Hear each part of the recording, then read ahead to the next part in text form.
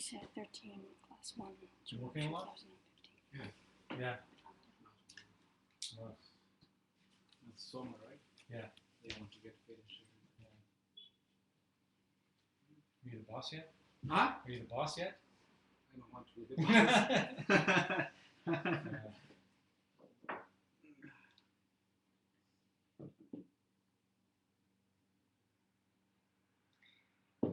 Ooh, maybe we should put the fan on, huh? Is it going to get hot pretty quick here? See.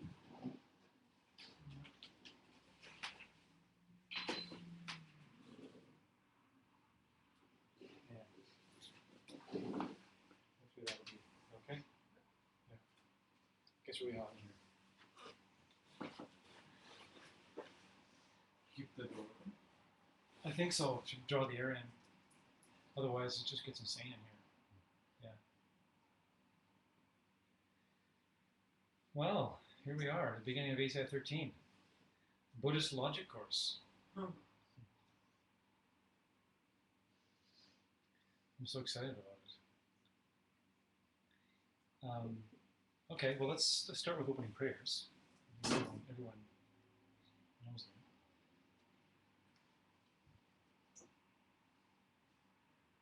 Mariska, do you want to start us?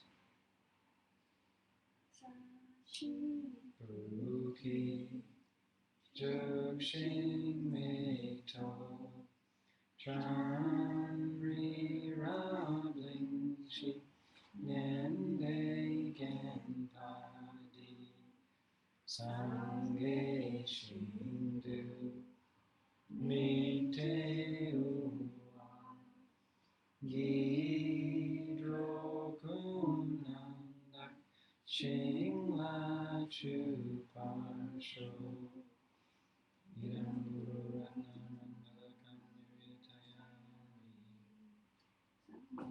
Churam Soki Chotnamla Janchu Badu Dakni Kyasuchi Daki Jinye Gipe Sunamki Drola Penchir Sange Rupasho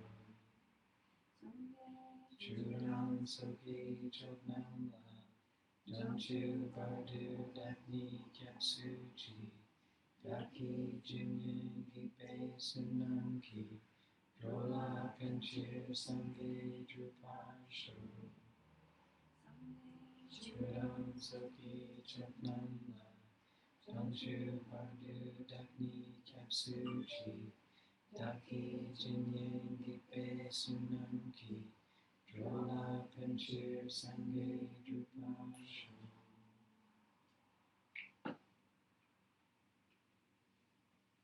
So let's do a brief meditation.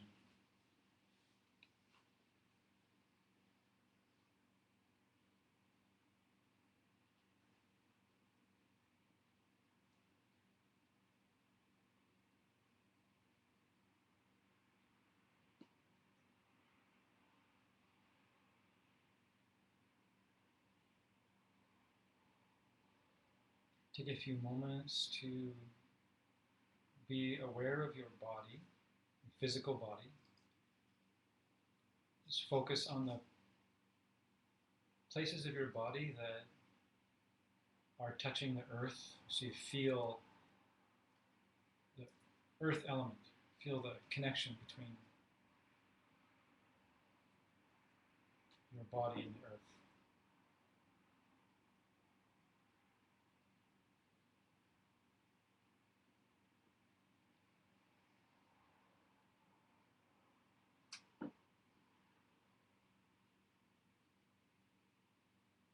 Think of it like a lifeline to pull your mind into the present moment by focusing on something that is in the here and now.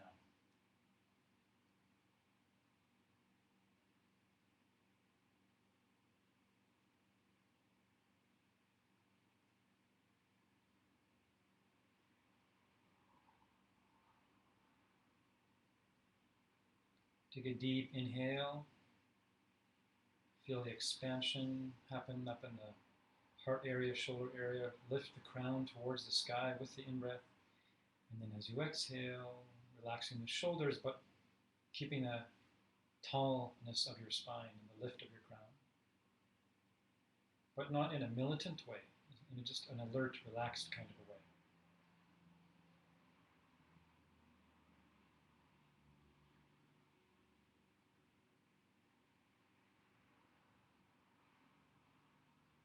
Relax your jaw.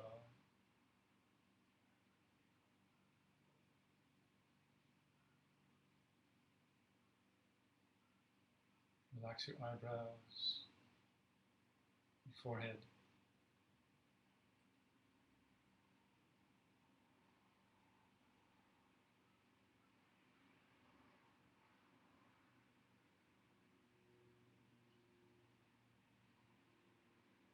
Now focus on the physical feeling of your belly rising and falling with the breath, expanding and contracting with the breath.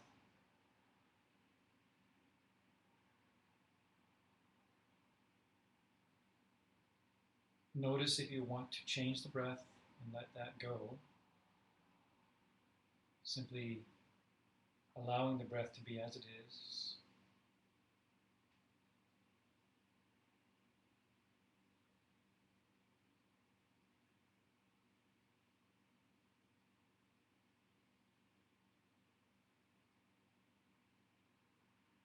Then shift your focus to the nostrils, watching the breath pass the nostrils, fine-tuning your focus by noticing physical sensations as the breath passes in and out at the tips of the nostrils.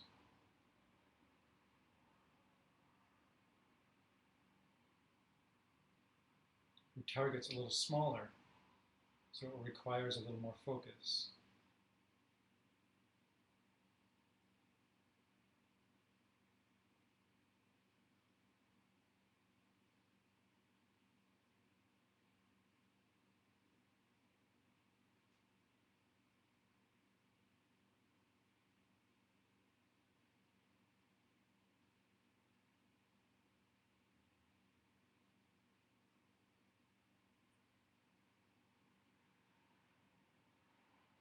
And then call to mind your holy teacher, whoever that may be for you at this time, or teachers. Maybe when you do that, you have a whole sky full of teachers.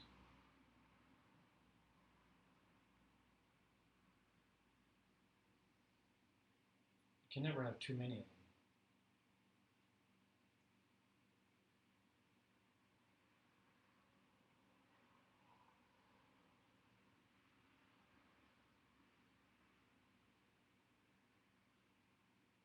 It would be wonderful to look around your world and just be surrounded by your perception of holy beings teaching you, loving you, caring for you.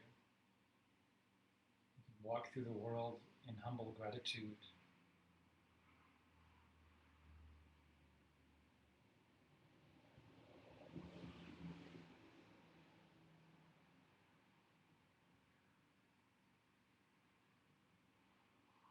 If you do happen to have a sky full of enlightened beings as your teacher, it may be simpler to choose one and decide they are the representative of all of them.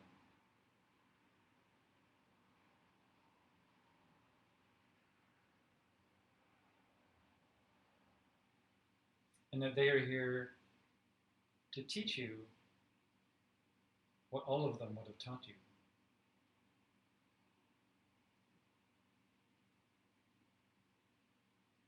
And that holy being who is your teacher became a holy being by following some kind of spiritual path that functioned. And now they live only to see you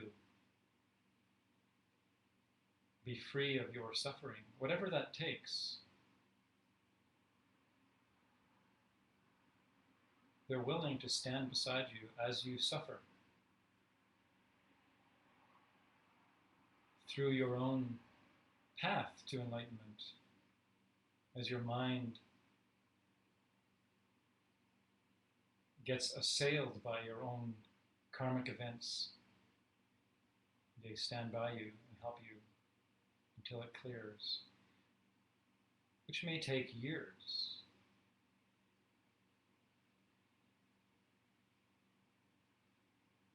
But their love for you is so great.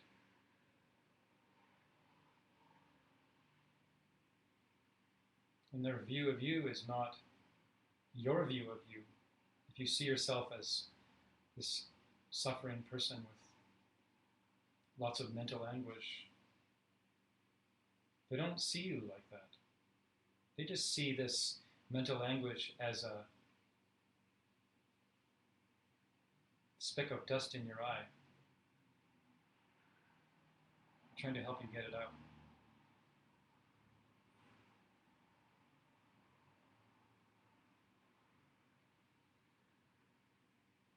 In your mind, bow to them 3 times, offering your body, speech, and mind.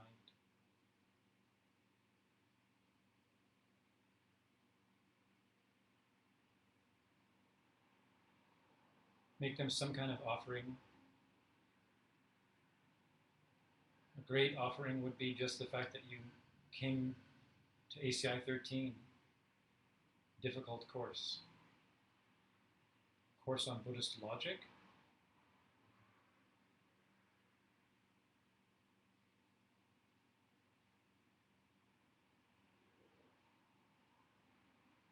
Make a confession. Tell them something that you're not so happy about that you may have done the last 48 hours or so. Get it off of your mind. See their love for you. Just be completely stable as you make your confession. And they're happy that you got it off of your mind.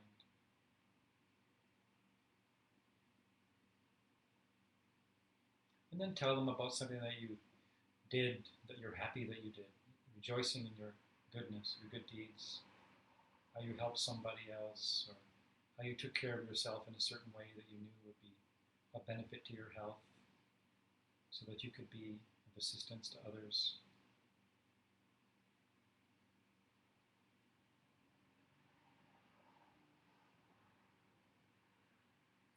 And then tell them about something that someone else is doing or has done that you're excited about. Rejoicing in the goodness of others.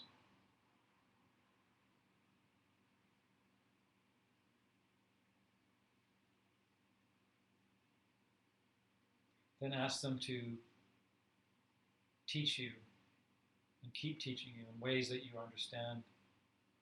Please teach me in ways that I can clearly understand. Please bless my mind with the highest and holy Dharma.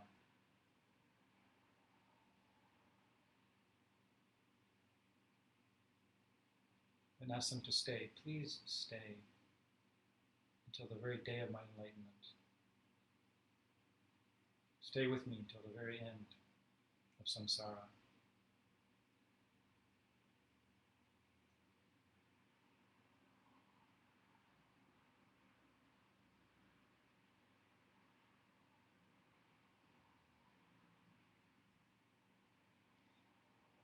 And then see them rise in the air, turn to face the same way you are, shrink down to about the size of your thumb, and then they alight upon your crown, and have them sitting on your crown. And then you ask them for a special blessing now. Help me understand Buddhist logic. Help me have pure motivation while I enter into debate. Help me have the motivation of opening up to the truth, debating the nature of reality with my friends, with my spiritual friends, in the spirit of it being of great benefit to myself and everyone. Please bless me to have the courage to not be afraid. Allow myself to expose my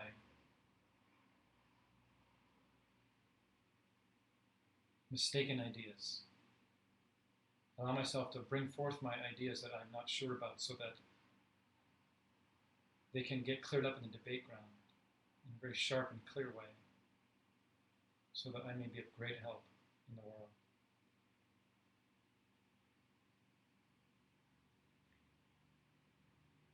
And of course they happily agree, and then they dissolve into light, into golden light at your crown,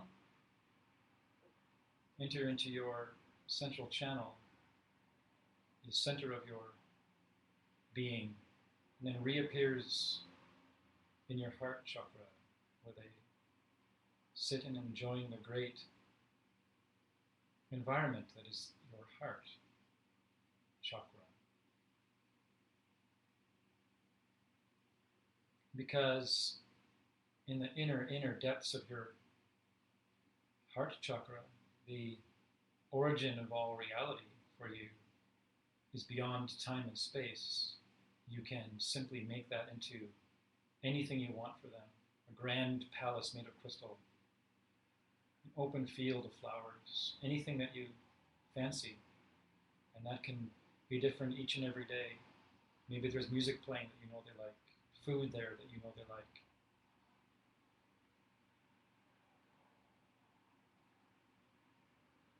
And they begin to glow inside your heart chakra, brighter and brighter because of your motivation and your kind thoughts.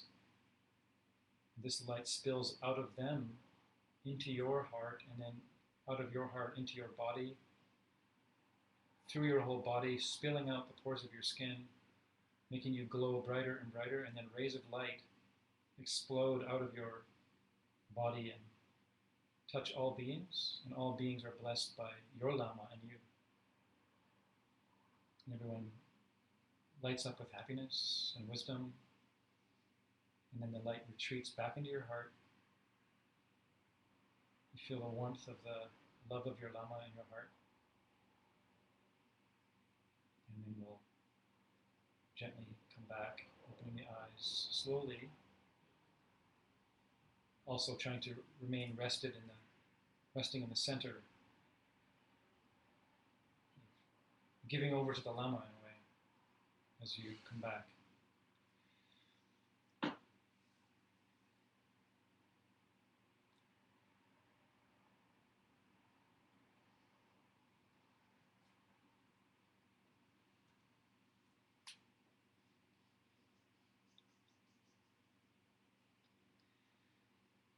Great way to start. You'll hear later in the debate grounds of Tibet, before they enter into these debates, they spend like 45 minutes praying for the right motivation before they even start. But we'll talk more about those things. I'm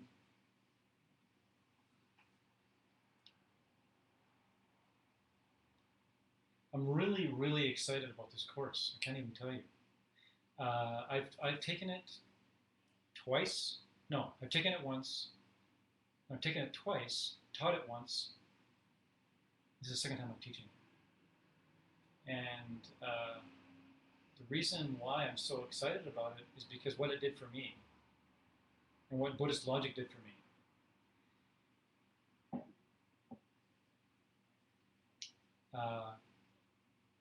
It's hard. It's going to be difficult because the beauty of Buddhist logic is Buddhist logic isn't like most Western people would think a debate. Western debate is going to be like, two politicians between two podiums, and they're trying to beat each other in their arguments and say, I'm the better person. Vote for me because I have all the answers. Right? It's not like that at all. It's not like that at all. It's Buddhist logic has a way of showing us how we are mistaking our reality. It has a way of showing us what isn't there, that we think is there, in a very logical way. And so the whole premise of Tibetan debate is that you go after one another in this debate style until there's nothing left but the truth, by often saying lots of things that aren't the truth until the truth just shows itself at the end of the debate.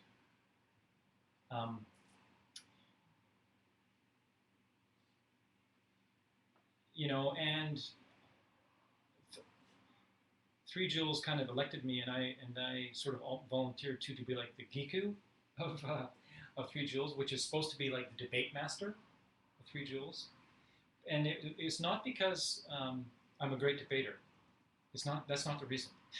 The reason is because I took the course and was super stoked by it, and I could see the benefit of it, and because nobody else wanted to. Because it's a hard job. Because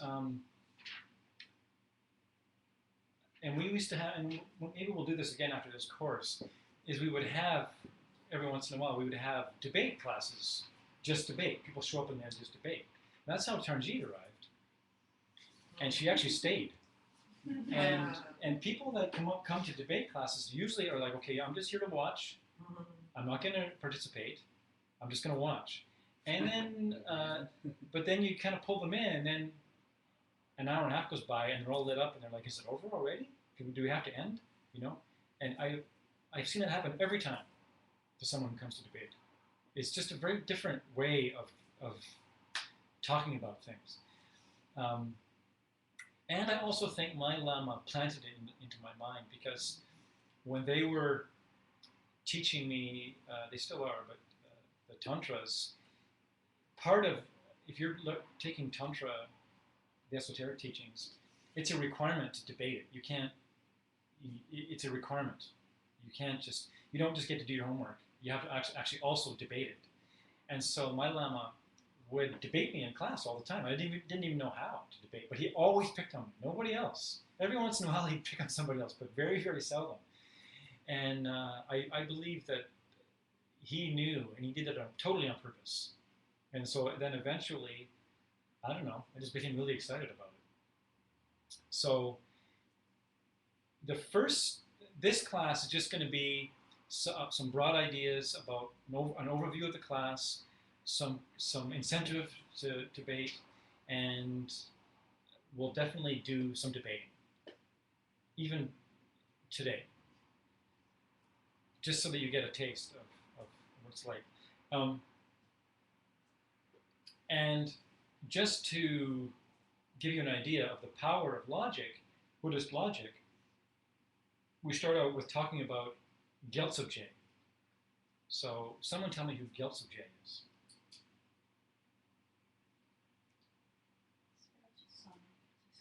Yeah, he's one of the spiritual sons of Jason Kappa. And so Jason Kappa is the founder of the Gelugpa lineage. And someone tell me the dates of Jason Kappa.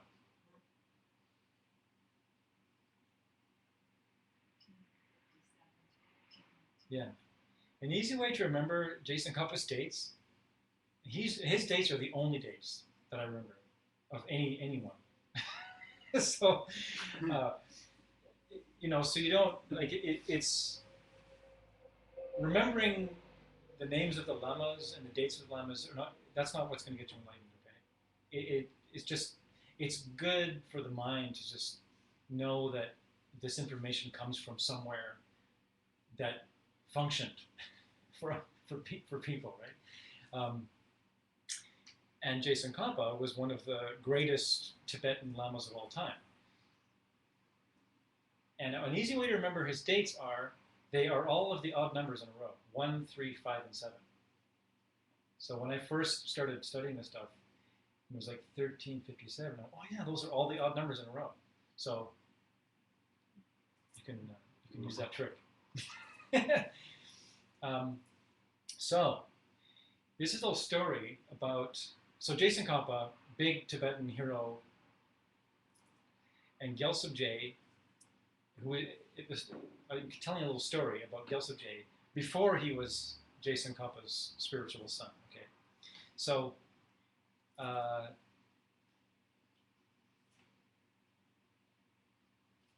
at this time, Gyaltsab was the most famous logician in Tibet. He was the most famous debater in Tibet, Gyaltsab.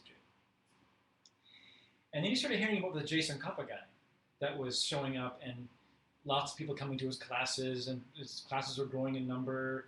And so Gyaltsab is like, okay, I'm going to go check this guy out. I'm going to show him what's what.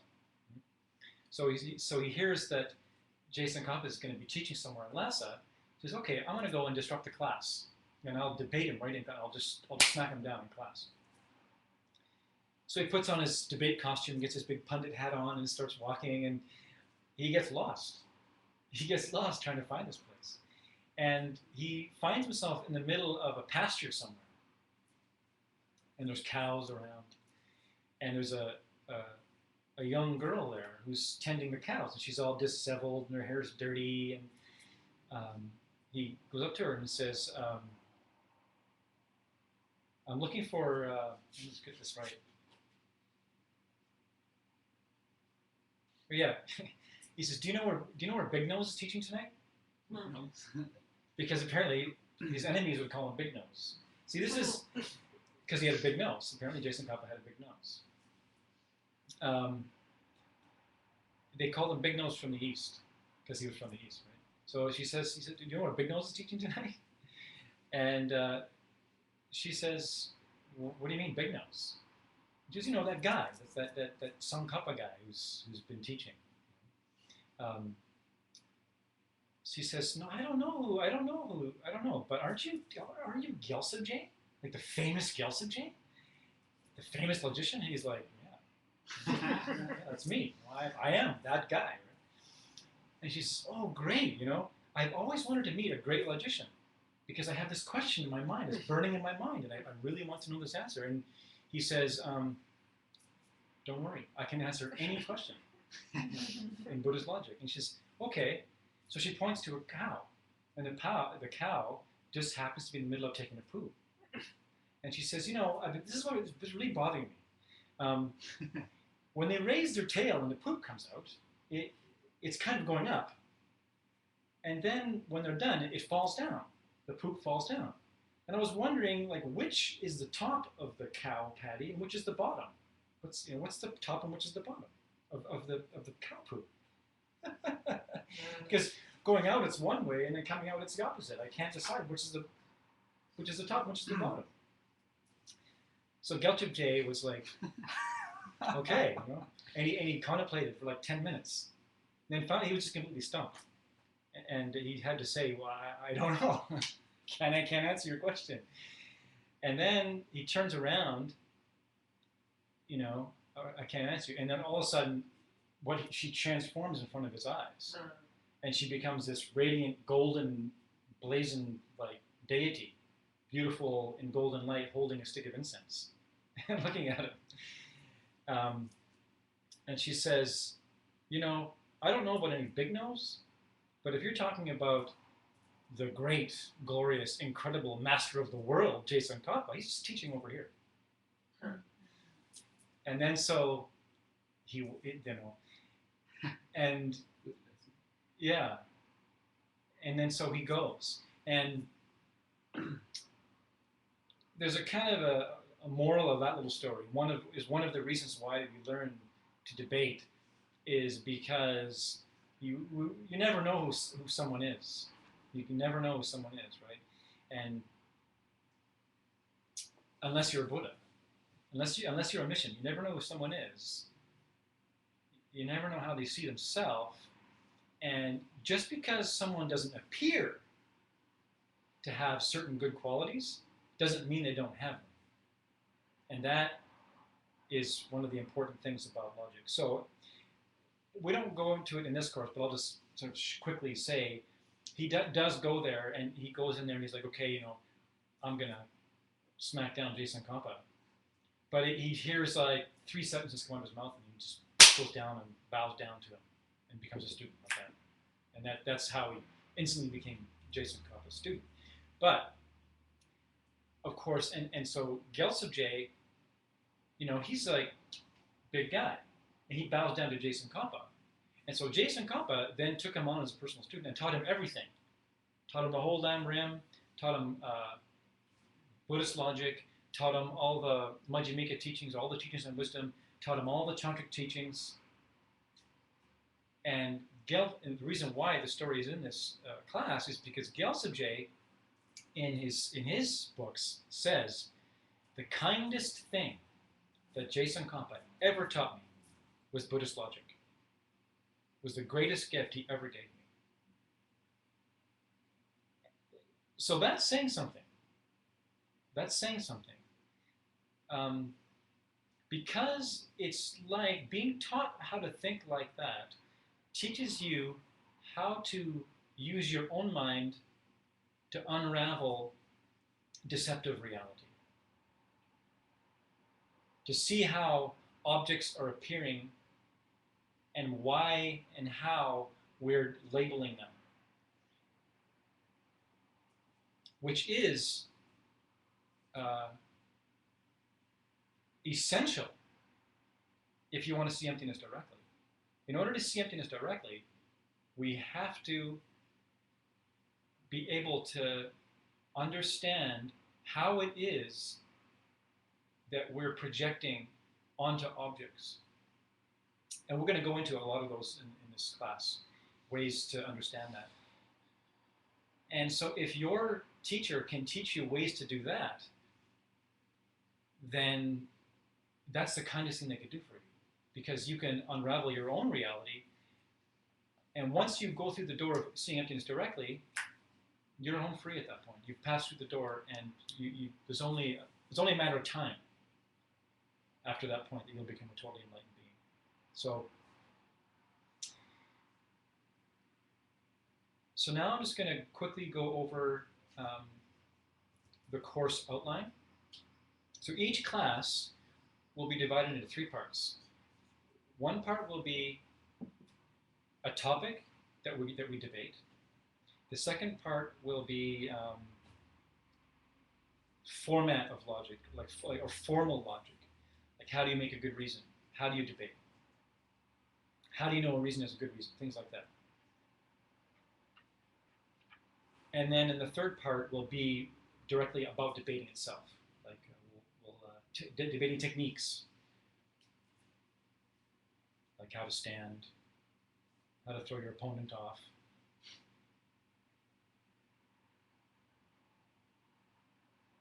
Yeah.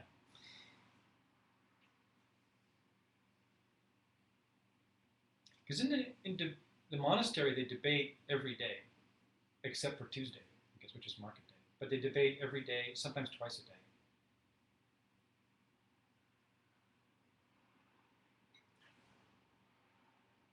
Anyway, more on that later. So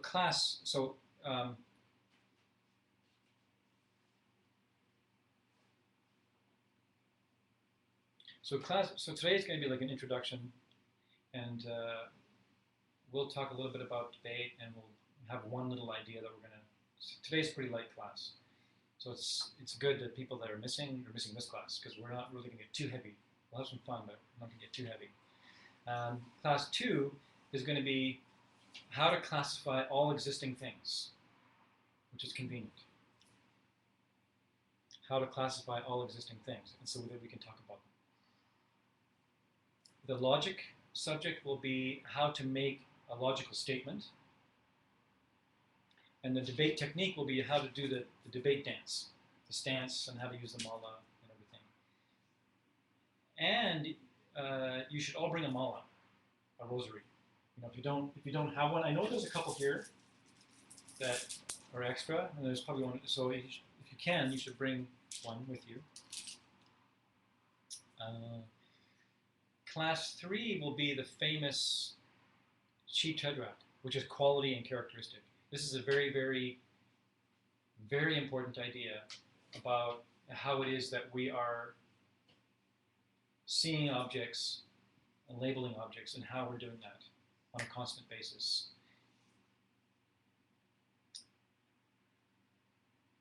If you want to see emptiness directly, that is one of the most powerful things to study, is that from class 3. Like it's about how, yeah, you, no, okay. It's because it's going to be about how our mental images are created and how we confuse those mental images with the actual object. The formal logic will be similar cases and dissimilar cases. It's already getting confusing, right? Similar cases and dissimilar cases. We'll go into that. Because you end up, like, it's almost like you get to use similar cases to present your argument, and then you can use a dissimilar case to present your argument, and anyway, we'll go into that. And then the debating will be how to give your answers, what answers you can give if you're being attacked as a debater. There's an attacker and a defender. So if you're a defender, you can only do certain things, which we'll go into. Class 4 will be cause and effect. And the formal logic of class 4 will be what are the different parts of a syllogism. So a syllogism is a 3-part statement. Like you'll hear us, well, I'll say like, consider sound. It's a changing thing because it is made. And that's a 3-part statement. And we'll talk about that a lot in that class. And debating will go into the prasangika. So the prasangika is a sarcastic statement. Okay, the prasangika. So you'll see that there's a whole school of Buddhist practitioners that call themselves the prasangikas, because their idea is that to get to the truth, you say everything that kind of isn't the truth first, in a way, and so they open up a debate with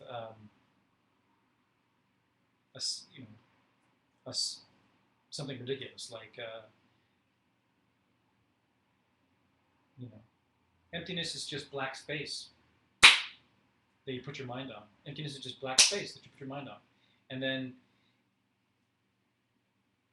someone will say, "Oh yeah, that makes sense, sure." And then the prasangika, that's kind of a prasangika there, but then the prasangika really is like, "Oh really? Well then I guess every time you close your eyes, you see emptiness directly."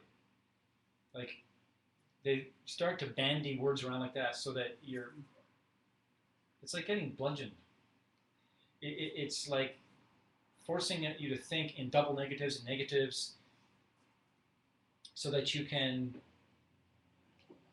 be really quick on your feet when it comes to your Buddhist ideas. And you get a really sharp kind of focus.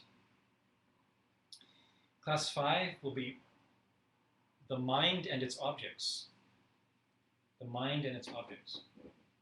And the logic will be different kinds of good reasons. The first of 3 kinds of good reasons. And the debating will be how to answer a sarcastic question. Class 6 will be negatives and positives. There are different ways to define negative, positive things. Very important. Ways to define negatives and ways to define positives. And this is important because there are some schools which define emptiness in a mistaken way. And if we explore the mistaken ideas of emptiness, then it protects us from falling into that trap. It's like knowing what the wrong idea is so well that you can identify it in your own mind. You see,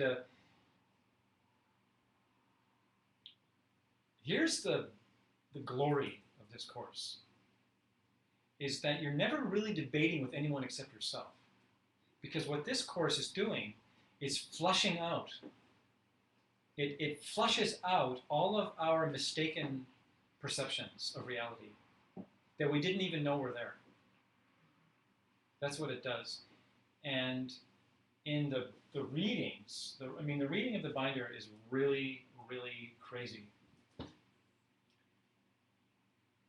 We'll talk a lot about the reading. Don't be intimidated by the reading. The reading this is a reading for like the rest of your life in here. There's, my Lama Roger says that when he reads his reading, his head spins around and he vomits. It just, because they speak in double and triple negatives in there. And it takes your mind to a whole other way of thinking that we're just so not used to that it's awesome. It's just awesome. Class 7 is going to be contradiction and relationship. So what does it mean for two things to be connected? And what does it mean, relative to each other? And what does it mean for two things to be the opposite of each other? And the logic will be statements which are used to prove the absence of something. And these are important because these are statements that are used to prove emptiness. And debating will be how to distract your opponent, how to throw your opponent off. That's class 8 will be definitions, how things are defined. And the logic will be how to prove the absence of something that you can't see. How to prove the absence of something you can't see. That's juicy. Class 9, the concept of elimination and perception. There's this idea that some Buddhist schools throw around that when you perceive something, what's really happening is that your mind is eliminating all other possibilities. So your mind is actually eliminating everything that object isn't. and then therefore you see the object. And that's a wrong teaching on emptiness. And the first time I ever heard this, I was in a yoga class on my yoga teacher training, and at the very, very end of the yoga teacher training, everyone stands in a circle, and then it was like this ritual, I guess, where you walked from person to person. No, there was a line, that's right, there was a line up, and we took turns walking from person to person, and each person whispered something in your ear. That was supposed to be something about you and, I don't know, how you were in the training. And usually, it's something nice. They say something nice to you. I appreciate your nice hair. But this one girl said to me, and we had a fun relationship in the classes. I didn't know that she was a Tibetan Buddhist at the time. I had no idea. But she said to me in my ear, he goes, what'd you say? The cow, yeah. She goes, when you see a cow, you're seeing everything that isn't a cow. And then she kept on going. I was like, what? What? So she gave me like a wrong thing on emptiness, but it worked. Like it really stuck in my head. I'll never forget that, and I hadn't forgotten it. So whenever I think of her, I always think of that. Everybody else was like, you're so supportive in the classes, but she just hit me with that about the cow. Yeah. Yeah, it's very, very healthy to study wrong ideas about emptiness. Very healthy. And the logic on that class will be a summary of the formal logic up to that point. And in the debate we'll study what the monks debate. Class 10 will be the concept of time itself. And how do we perceive time? So we'll debate about the perception of time. And the logic of that class will be incorrect logic. What's incorrect logic?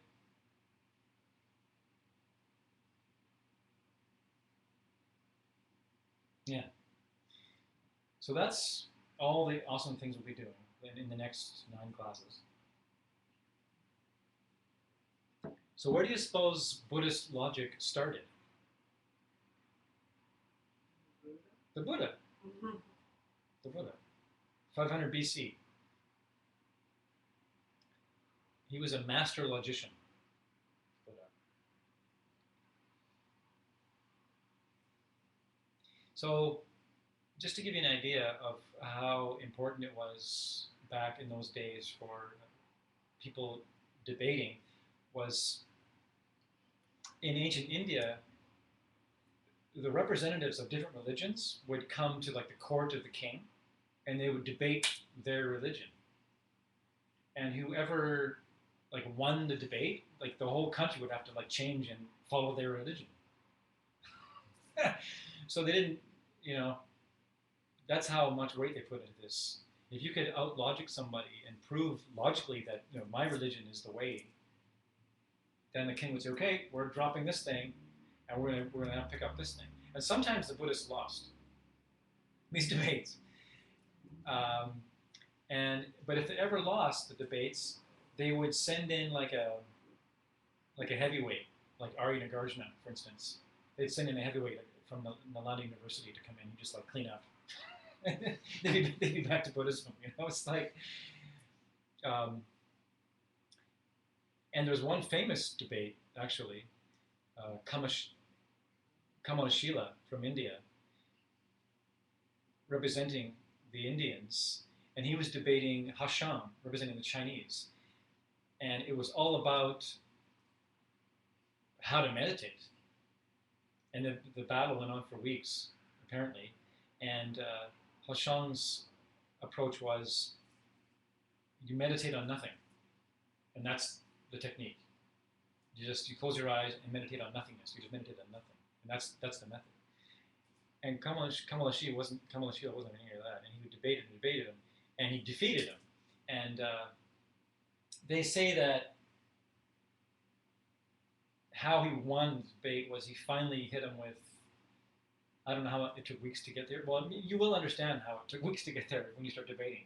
Because when you start debating, you can have something on your mind that you would like the debate to go that way, but it just doesn't go that way. Because your defender has something to add to it, which is yes, no.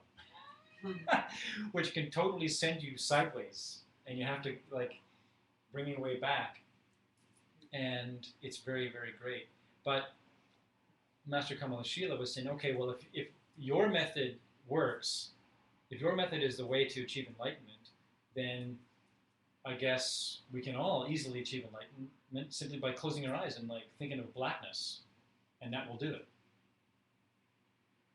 Clearly that's not the case, or we'd all be enlightened every time we go to sleep, right?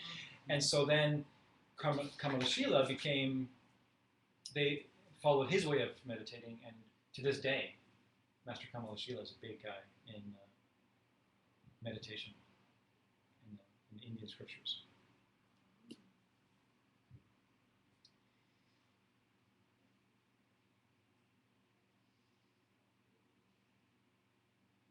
In the monastery, you start learning to debate at the age of 12. You start learning logic, but you don't get to walk onto the debate ground until you're 15.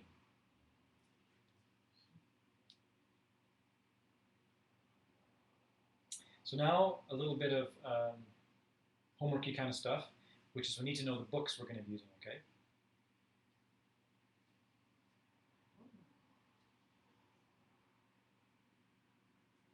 The book is called Tsema Namdrel. Say Tsema Namdrel. Written by Lopan Chukyi Drakpa. Lopan Chukyi Drakpa. In Sanskrit, it's Dharmakirti. Dharmakirti. That's the name I know. Dharmakirti. And he lived about 650 AD. But the big founder of Buddhist logic in India was Master Dignaga. And he passed away before Dharmakirti was born. But some people say that Dharmakirti studied with him directly, so they don't really know. But at a certain point, people started to attack Master Dignaga's logic, and Dharmakirti came to the rescue by writing Tsema Namdrel, which is it's a defense of Master Dignaga's idea about Buddhist logic. And Sema means, does anyone know? Sema? Valid perception. Valid perception. So it's like a correct perception. But there's a reason to say valid and not correct. There's a difference between a valid perception and a correct perception. Right? Like a valid perception. A valid perception is like, with the given the information that I have, it's the best decision I can make. With everything that I know, what I'm seeing, this isn't what I'm deciding about this. That's like a valid perception. But it might not be correct. You know? What's an example of that? Anyone think of an example that would be a valid perception, but maybe not a correct perception?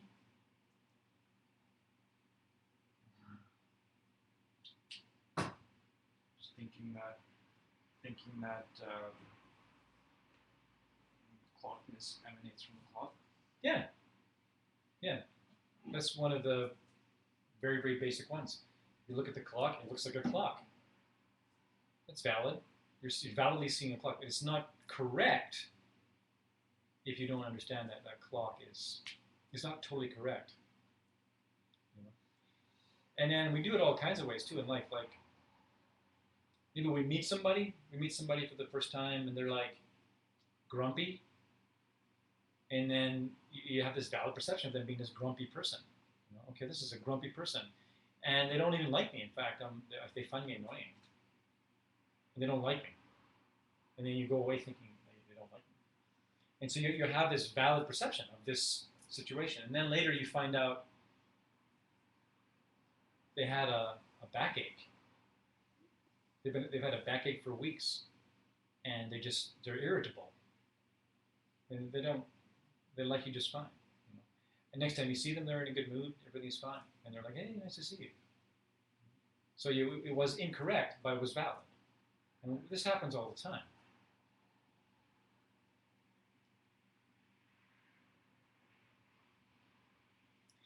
Interestingly enough, according to Buddhism, you can have a correct perception logically. You can come to a logical conclusion of something, and that will be a correct perception.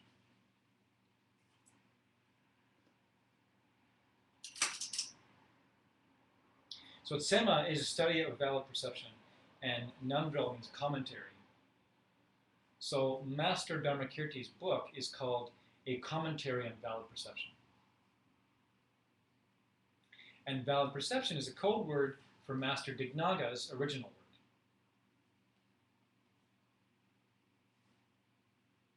Pramanavartika in Sanskrit. Pramanavartika. Valid perception. So the thing about that book, though, I've never seen that book myself and haven't read that book myself, but according to Geshe-Mako Roach, we could read that book for the rest of our lives and not even understand one sentence of it. That's what he says. That's how heavy it is. So we rely on a commentary on that book. And we're going to use this commentary called Riklam Shulgi Drimik. So Rik means the art of reasoning, and Lam means a path. Shul is a Tibetan word for a machine, and Dungmik means key.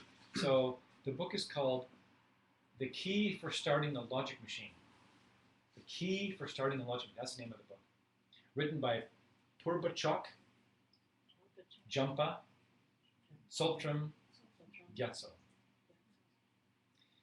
And this is a relatively recent Tibetan commentary, an explanation of the art of reasoning, without which we would be lost. We'd be orphans in the mist. The key for what? The key for starting the logic machine.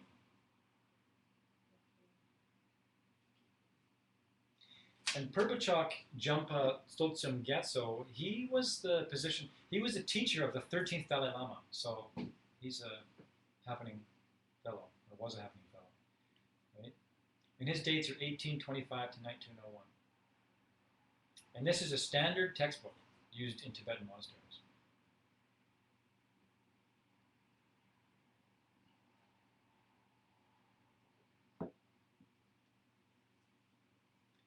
So, why study logic? Why study logic? I mean, I've been kind of alluding to it. What do you think? Why would we study logic? What would be like the chief reason to study logic? To see emptiness directly. Yeah, that's the big reason. There's three famous reasons for studying logic. The first one is what Sarah just said, because it has a way of propelling us into the direct perception of emptiness, because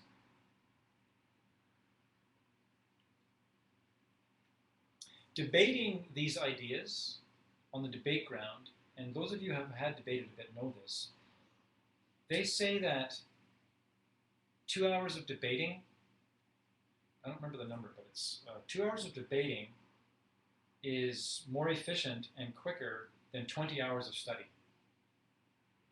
There's something that happens in debate where it goes right into your mind in an unforgettable kind of a way that meditating on it by yourself and reading it in books can't do for you. Not like debating it can. And so it accelerates the process of understanding the ideas.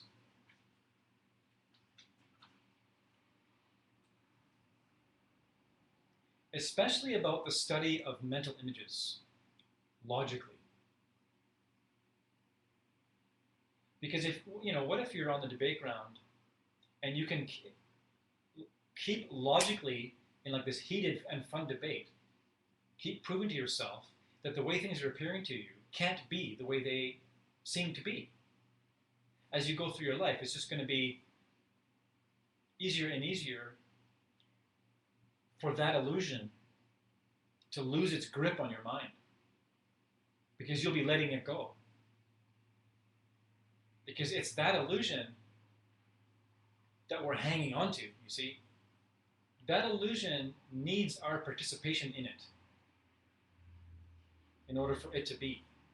As soon as we stop participating in that illusion, it begins to lose its power. And how we stop participating in that illusion is by defeating it with logic. By just knowing darn well that it's an illusion. Second reason. The second reason is there's two kinds of people who study Buddhism. Okay, they say there's people of dull power and people of sharp power. They say people of dull power that study Buddhism study it purely based on faith alone. So that means that they're coming to the Dharma class because, I don't know, they have blind faith in the teacher or something. They have blind faith in the teacher, and they don't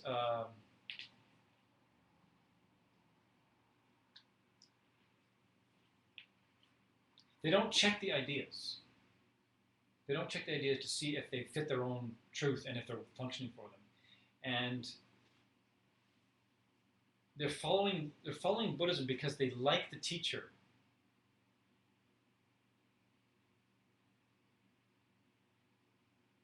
And that's the only reason why they're doing it. And so there's nothing wrong with that in itself, because we need a certain amount of faith.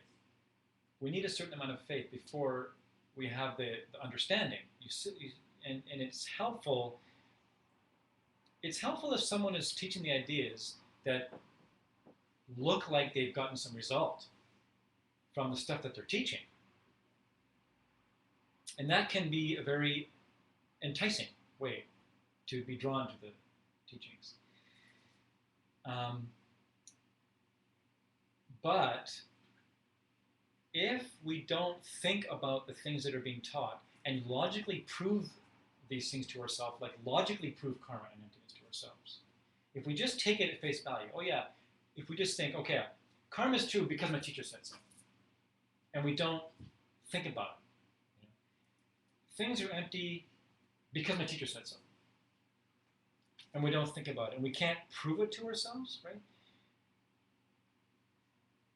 Past and future lives exist because my teacher said so. And we can't prove to ourselves why it is that past and future lives must exist. Some sorrow, or suffering. All life is suffering. The Buddha said all life is suffering, so I guess all life is suffering. And not investigating that. Not thinking like, what is he talking about, all life is suffering? I don't really get that. And then digging into it. Like, if a person does that, what will happen is the faith will run out. And then they'll just fall off, and then someone else will appear saying some stuff that seems like fun to follow for a while, and then it'll switch.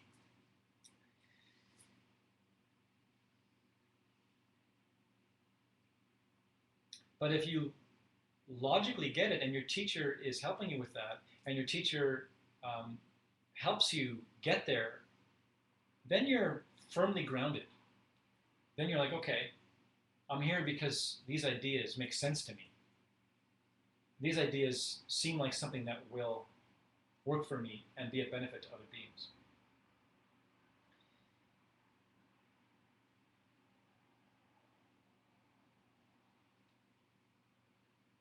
Because if it makes sense to you, you should follow it. If it doesn't make sense to you, you shouldn't follow it. And we use logic to make it make sense in a very deep way, strong way. So that's a person of dull power, we say, dull power. A person with sharp power is, they don't invest time in a teacher based on faith alone. They logic it out. They say, okay, well, is this person saying things that make sense to me, or does it go against everything that I believe in? Well, that could be, because really, you could come to a Buddhist class and the teacher could say things that go against everything you believe in, and probably has, because if you have never heard of karma and emptiness, then you're going to hear something that you have never heard before, and it's going to be the opposite of everything that you've ever thought about reality. Probably. It sure was for me. But if the teacher can convince you, right, can prove it to you, that's the whole trip about emptiness. You have to learn to prove it. That's why you don't want to freak somebody out by giving a bad teaching on emptiness. If you can't prove it, if you can't prove why the pen is empty, then you're, dangerously teaching the pen. You're dangerously proposing this, the pen is empty. If you can't prove it, you're in trouble. And you're putting other people's mind in danger if you haven't worked it out yourself.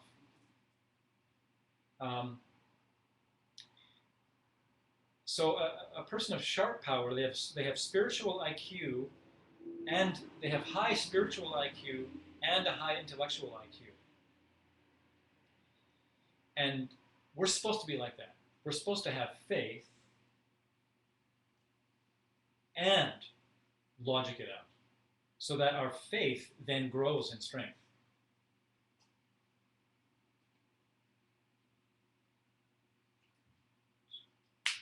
It's been 2 weeks since the last class. Relax, Sharon.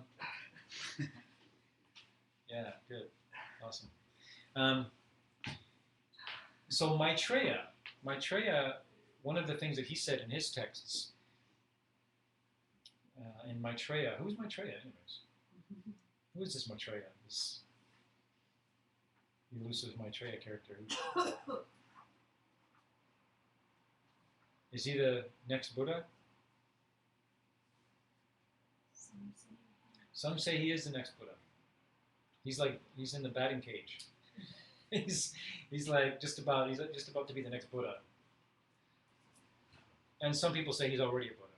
It depends on who you're talking to.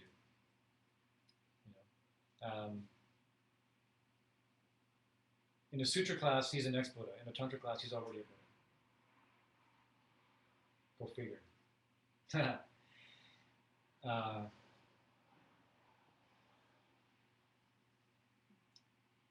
But he was the one that dictated everything to Master Sangha. Master Sangha wrote all those things based on Maitreya's teachings.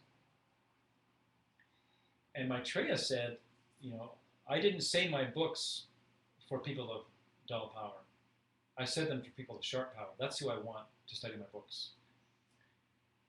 He's saying, don't accept anything. The Buddha is famous for this. Don't accept a thing I say unless you give it the 3 tests.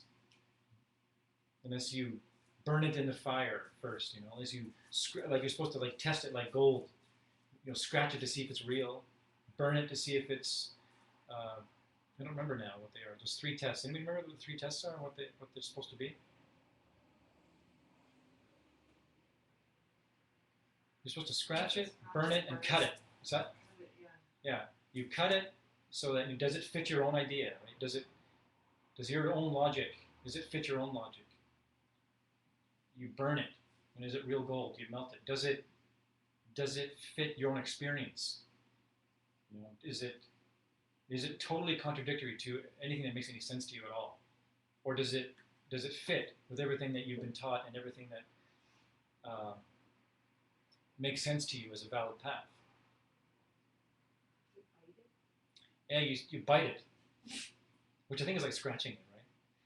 Yeah. But we get into that big time in ACI 15 when we talk about what the Buddha said. Was it literal or figurative?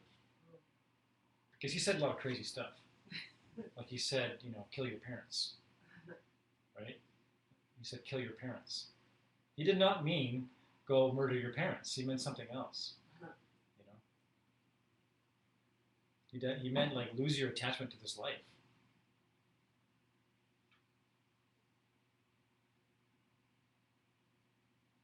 And so you're supposed to okay, did the thing that he said contradict everything else that he said?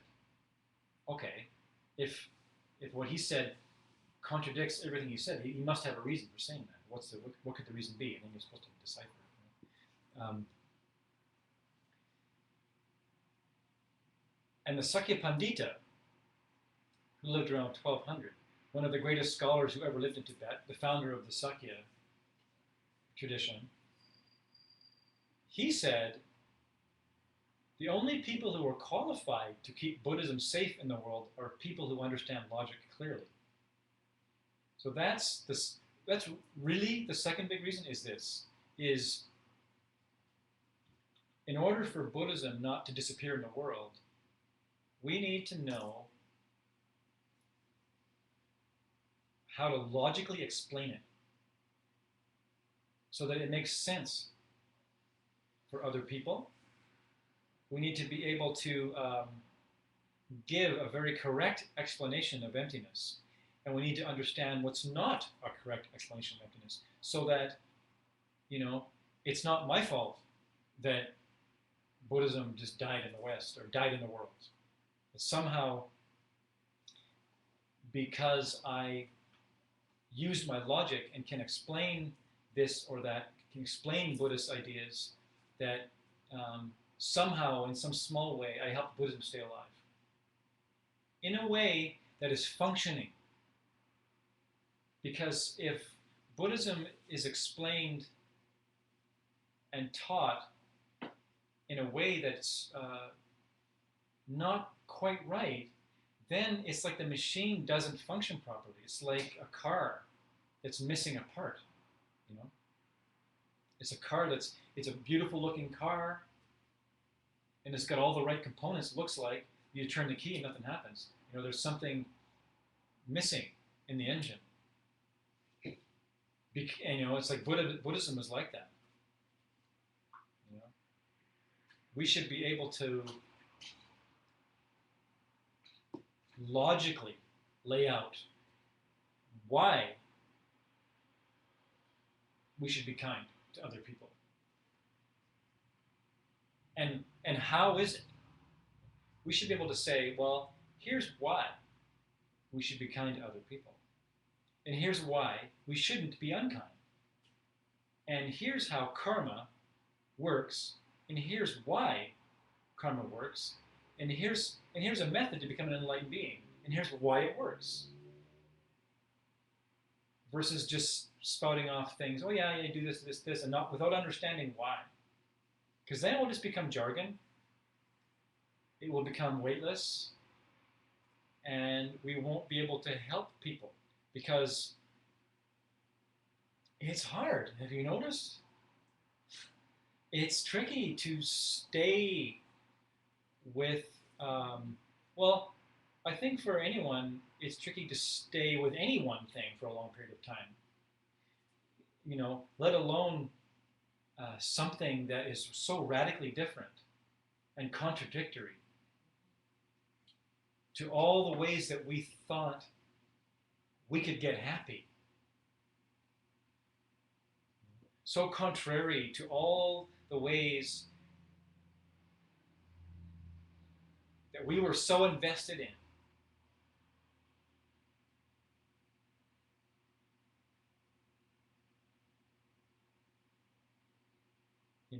So if you can logically prove to yourself why the very, very last thing that you ever want to do is punch somebody back in the face that just punched you in the face, right? You have to be able to logically prove that to yourself so that when the time comes, you're ready for that. And if someone comes to you and they say, this person just screwed me over. Someone comes to Manuel and says, Manuel, I was just, downtown, I met this guy, we were hanging out, and, I found out that, he's, okay, let's see. I found out that he only came to see me because he wanted to sell me something, right? He said, yeah, let's have lunch. All right, man, well, I remember you from yeah, let's have lunch together, man. We met and had lunch, and then it was great. He bought me a coffee, but then he pulled out this binder and tried to sell me the life insurance. And not only tried to get me on his team, and I'd be working for him, and it was and then I'm really angry about that, because I thought we were gonna just hang out, and then this guy, this jerk, he tried to sell me something, and then I just want to put his face on Facebook. I want to tell the whole world what he did to me, so people know about him. People should know this guy's a jerk, right? Mm-hmm. And they come to Manuel, and so Manuel says, no. There's a different way to look at it. And if you can prove that, if you can, if you can okay, wait a minute, and you can actually prove to them how karma works, and get them to somehow understand that this all happened because of things I did in the past, and I don't really know what happened there. I don't really know. Maybe that was an enlightened being. Maybe that was a bodhisattva. Who knows what happened there? You have to be able to point out. You'll see. We'll have fun in debate. You have to go way, way, way back to the original idea of emptiness and karma, and then work your way back forward to then this person goes, oh yeah, wow, amazing. I got slapped in the face because I slapped somebody else in the face. Cool. And they believe you. Oh yeah, so if I don't slap them back, cool. It was perfect. Thank God I got slapped in the face. I just stopped the whole thing. I saved us both, right? And if we can't prove it, then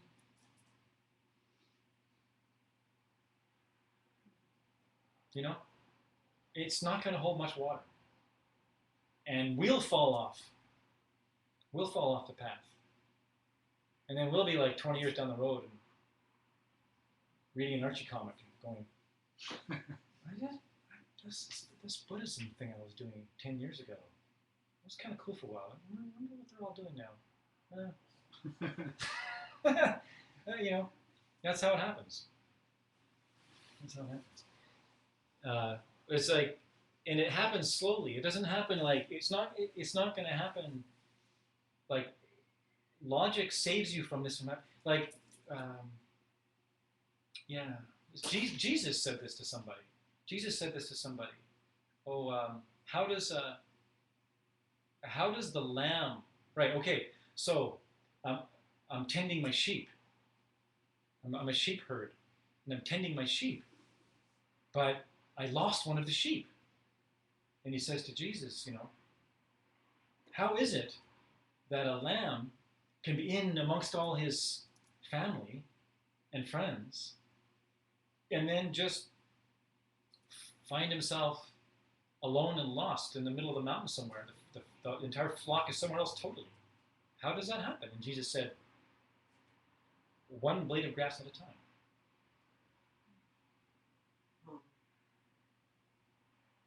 Like that. One blade of grass at a time. 20 years later. Archie. Bet he still didn't get Archie. Yeah.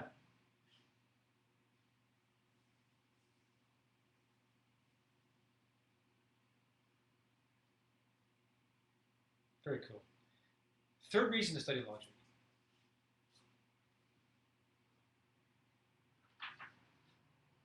And this is a story. This is a famous story that gets told. So, Lord Buddha is giving a teaching, and he's telling a story. And he's saying,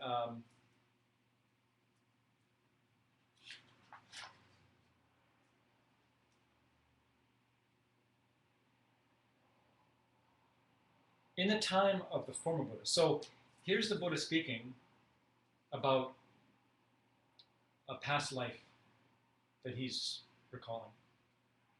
And the Buddha, before the Buddha, is passing from this realm. And he assigns this monk. He says, he assigns this monk to keep his teachings alive, okay? This one monk. But then there's this other monk, who's a very, very good monk. Very strict morality, very good meditator. And this monk goes and opens a small monastery. Okay. He calls all his friends, and they all get together, and they all make this little monastery. And they're very good at keeping monk discipline. They're very good at meditating. They're very good at doing all the things that the Buddha prescribed, and they're living a very Hinayana type of lifestyle, very solitary. They don't do a lot of things. They're just very, very quiet with their life and their practice. And then one day this other monk shows up that the Buddha appointed, that former Buddha appointed to save my teachings in the world. He shows up at the monastery. And he's in the monastery for a while. And then people in a nearby town begin to ask this monk if he will come for lunch one day and start teaching us some of this Buddhism stuff we don't hear about. So out of compassion, he goes into town and begins to teach Buddhism. And it grows in popularity. And people keep asking him to come more and more. Please come, please come. We're thirsty for this information. Please come. So he continues to go. It becomes so popular that his followers have to come with him too. And they begin to teach lots of lay people who don't normally get to hear those teachings. So the monk who started the monastery begins to judge him and say, you're not behaving properly. You're not doing what the Buddha said. Starts to judge him. You should be staying in the monastery and meditating. And so, to keep things cool in the monastery, that guy who was going out, he says, okay, and he stays in the monastery for a while, for a few months. Then the people start getting really, please, come, come back. We need these teachings.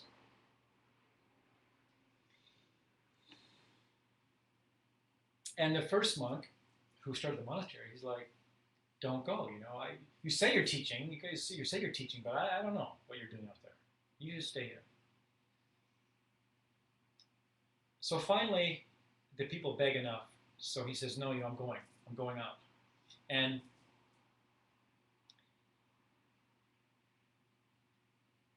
finally, he starts another monastery out in the city and begins to teach, and it spreads to another city and to another city. It just spreads and spreads and spreads. And all these lay people are getting Buddhism. So eventually the whole country is practicing these things. But this one monk who started the monastery is just insane with jealousy. Insane with jealousy. And judges him and calls him out and says all kinds of bad things about this monk. And then eventually he dies. This monk dies. The jealous monk dies. And the story goes that he then spent 10 billion periods of 10 million years in the lowest hell. And then after that was over, he spent a certain amount of lifetimes, and he became a Buddhist, but lost his robes every lifetime. For many, many lifetimes. For millions of years. From slandering this other monk. And then Lord Buddha says, that good monk that went out there and taught all those people, do you think that was just anybody? He became enlightened. Very soon after that, he became totally enlightened. But the guy that went to hell for a million years, that was me. Because I did that. This is the Buddha telling us. So he said, in my former lives, he goes, don't make that mistake. Don't make that mistake. And he tells that story because he says this statement, which is what the kids memorize this statement in the monastery. It says, I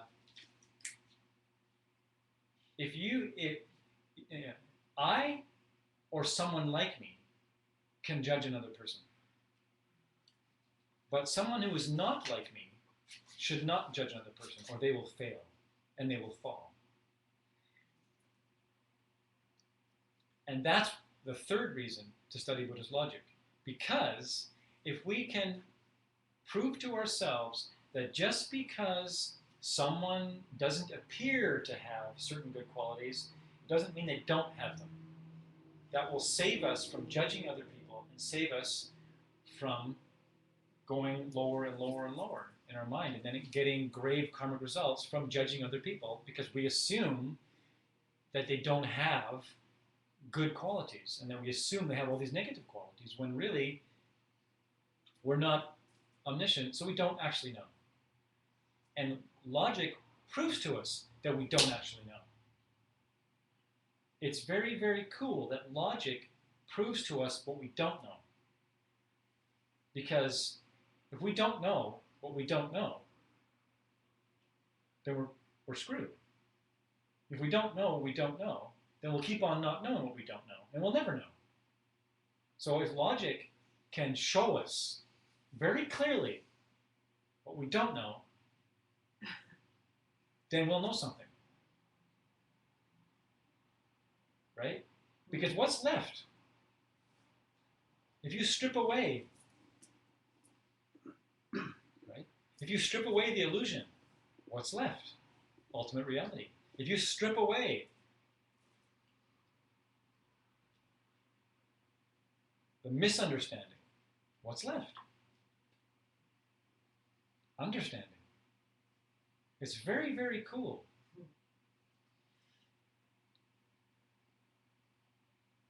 All right. Now that we're supposed to be all psyched up, yes, John. Please, give us ACI 13.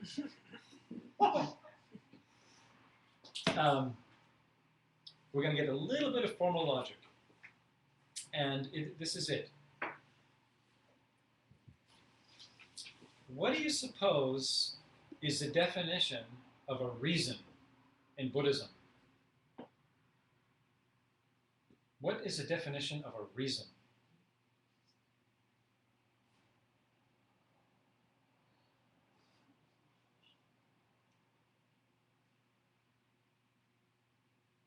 This is an apple because the sky is green.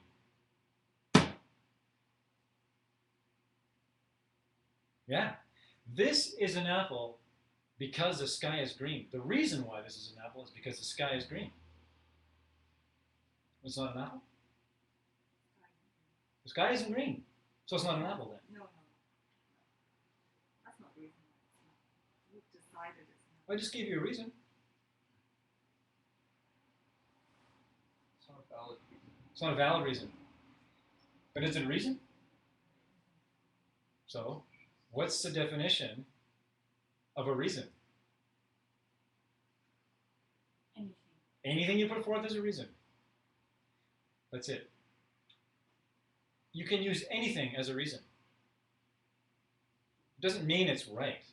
It doesn't mean it's a good reason. So this is what we're going to explore in the classes.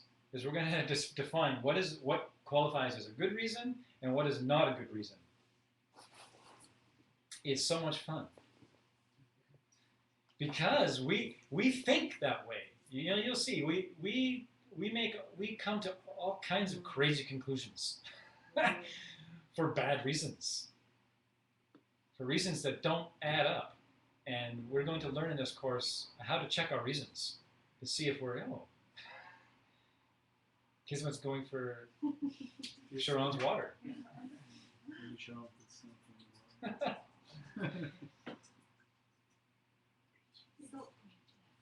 Yes, Turnji? Oh yeah, you can. Is drying your eyes out? Yeah, you can just. Is it hot in here? No. We can turn it off. Yeah, it'll be quieter too. Okay.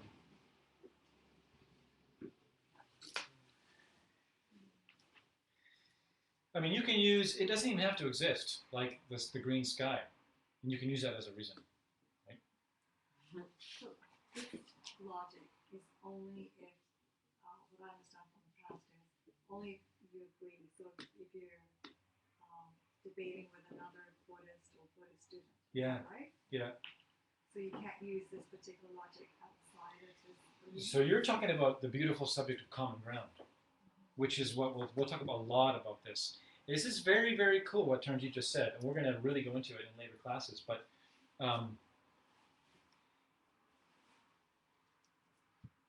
one of the ground rules of Buddhist logic is you're not allowed to debate something where they don't agree with the principles that you're talking about. For instance, if someone is a very, very, let's just use past and future lives, for example. Let's say someone absolutely does not believe in reincarnation. And you, as a Buddhist, not only do you believe it, but you've proven it to yourself And you're armed to the teeth with ways to totally prove that there is reincarnation. You know, I'm going to get you, right? I'm going to shatter your mind with my wisdom, right? That's like the opposite. That we're not allowed to do that. And in fact, they say, then your reasoning becomes a bad reason. It's a bad reason. So if someone says, no, there's only this lifetime. You know, there's only one life, and either you go to heaven or you go to hell. Or there's one life and you go to the worms. I don't know. Your body collapses, you go into the worms, and you become part of the earth, and your conscience is just snuffed out. There's nothing left after that. You just, I don't know. I can't really imagine it myself. But you just get snuffed out. Just one shot. Anything that you say to them that would harm their mind is a bad reason. And you're not allowed to go there. So essentially, the cool thing about debate is they sort of have to almost agree with you anyways. It's like they have it, but they just haven't gotten it quite right yet. It's right there for them to taste, right? But they just need a little bit of logic to have it light up in their mind.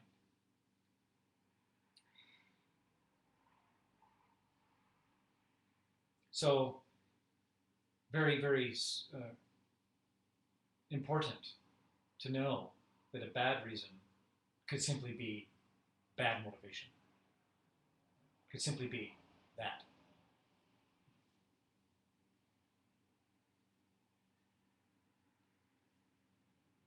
So if you wanted to preserve Buddhism, how would you debate that with somebody who's not? Well, you wouldn't. Like, we were at Zongzi Rinpoche's talk, and he said that the most beautiful thing. He said, if I can say it, how he said it so eloquently. Yeah, strive to become a Buddha. Strive to become a Buddha. The scriptures say, right, all over the scriptures, it says, you make these prayers, oh, may every living being become a Buddha. May every living being become a Buddha. It's like bodhicitta. May all beings be free. May all beings be happy. May all beings become a Buddha. But not once in any scripture, anywhere in the thousands and thousands and thousands, does it ever say, may everyone become a Buddhist. Does not say that anywhere. Because Buddha wasn't a Buddhist. So, you just wouldn't. So, you would preserve Buddhism in the world with someone who came to you and wanted. They were attracted to Buddhist teachings, and then you would help them understand it correctly. Yeah. We definitely, it's definitely not about converting people at all. Then you're just, it's karmically insane to think about doing that. It's so bad for our mind to think that, like, for one thing, we're like a real happening Dharma person who's studied enough is supposed to understand that, a person could come to them and say, I'm an atheist. And you're supposed, as a Buddhist, you're supposed to like, oh yeah, here's my holy teacher teaching me something. It's not supposed to be, oh yeah, there's another one. There's another one of those atheist people. My world's so full of them. These self-existent atheists, right? Zongzi said that too. It was really cool. He said somebody asked him the question, in your opinion, how many enlightened beings are there in the world, do you think? And he laughed and he says, well, I'll tell you, because my job is supposed to be that I'm looking out at all of you, and I'm supposed to think that you're all enlightened. And I'm just like this jerk who's like the last one left. I'm like this jerk teaching Buddhism to a bunch of enlightened beings. And that was his answer, you know. And then he said, but if you want to know what I think, he goes, I think there must be many. There must be many enlightened beings. Many. But they're not, you know, they're at the 7-Eleven, the cashier. Or they're working at the gas station. Or they're a prostitute. They're not who you think they are. It was very sweet when he said that. You know, so the last thing that any kind of educated Buddhist is going to do is going to be try to you know, hit someone over the head with a binder. You know, come into my side of the fence, right? It's contrary to everything the Buddha ever said.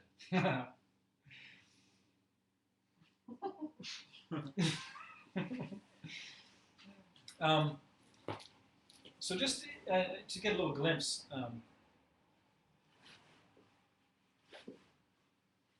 everyone's got to have one of these, right? When you come to class, and like I said, we'll have spares if nobody, you know, can get one. Someone can get one, and you're supposed to wear it on your left wrist. Right there. Now, if you wear it on your right wrist, it's supposed to mean like you're like a fake debater, like you're not really a debater. Like they say that in the monasteries, if you wear your mala on the left wrist, it's like you're announcing that, you know, I'm a gunslinger. I'm ready to go. I'm ready to go. You know, like anybody. I'm up for to debate anytime, anywhere. You want to go? Like that. It's supposed to be the significance of wearing it on your left wrist. And if you wear it on your right wrist, like I don't know. I guess that's like, you know, I'm not ready. Don't. You know? I've done that before. I put it on my right wrist in hopes that no one would debate me. I did have that conscious thought and did that a couple of times. I think I did it. I did it because I was terrified that Lama Marut would debate me. I went to one of Lama Marut's teachings and I had my mala and it was on my left and I went, no. And I put it on my right because I thought he just might light it up. But that wasn't very smart, you see. What I should have really wanted was for him to bludgeon me, absolutely bludgeon me in the debate ground, because there was nothing better than being completely slayed in debate. It's the best, because you just get so rocked, you know, and you know, maybe you thought you were smart for a moment, you know, and then what happens, here's the beauty of what happens in debate, is what happens is your ego is on the line. Your ego is on the line. And everyone's having fun and joy, and it's fun. But you start debating, and then you think you know what renunciation is, or you think you know like just some Buddhist list, and all of a sudden it's like evaporated. It's completely gone. And then you can't answer, you can't say, and then later though, when you're alone, it will replay in your mind, and you'll be like, and you'll redo the debate. You see, and you'll debate in your mind, and you'll like, bam, you'll have this understanding in your mind, because you gain an understanding that I guess I wasn't really clear in that subject, was I? I guess I wasn't that clear on it because I sure couldn't say anything about it when the fire was lit. You know, it's like God, you know, and you go back to the same old things. It's like playing, like I play guitar, right? And at church, and every once in a while, you know, I'm asked to do a guitar solo. And I'll just do the same, like I'm afraid to go somewhere new, or, you know, so I'll just stick to the same thing. that I just know so well, I'm not going to screw it up. And we have to push ourselves past that point, So, I recognize that. So I go home, right? And I'm like noodling around. And so the next time I go, I'm a bit more comfortable somewhere else. And I get something else to offer. So when you're on the debate, and nothing shows you that like when you're live and you suddenly realize that, oh my God, I'm not as good as I thought I was. And then you go home and you work on it. Debates like that. It's very, very good. Very, very good.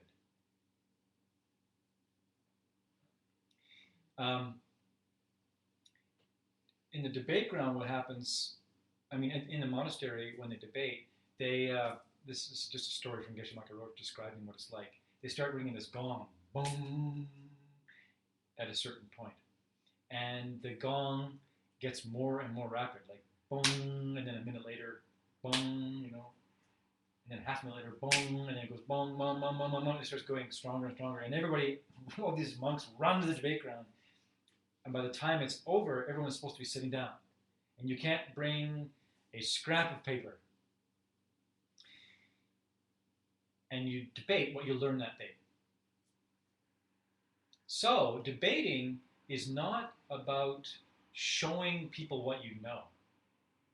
Debating is about bravely entering areas that you are not very clear on. And it's great. I've had some great debates with people who just didn't quite get a certain idea, were uncomfortable with a certain idea. And then you just debate, and then I've seen it so many times. They go, oh, I've seen it over and over again. It's a beautiful moment. When you see your opponent go, wow, that makes sense. I get it. It's worth everything. And so it's good to debate, if you have something that you want to discuss, it's good to debate somebody, like attack somebody as a debater you think can actually teach you about it. And then you see you attack them about, renunciation is this or this or that, right? And then by them answering, hopefully they will alight your mind with what you're wanting.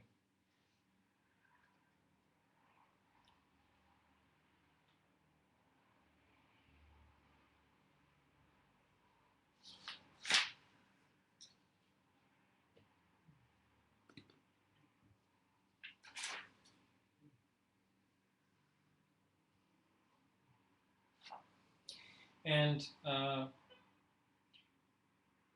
we did, in the beginning of class, you'll notice that we did the preliminaries meditation, which is always a great way to start any course. But we also did a little prayer, kind of like about, my motivation, right? Please may have. And there's a big one in the reading. And they do that before they debate, which I already mentioned, so I think that's it for class. We're going to debate now for a few minutes before we go. Yeah. Even though you don't know how yet. Some people do, though. Anything else?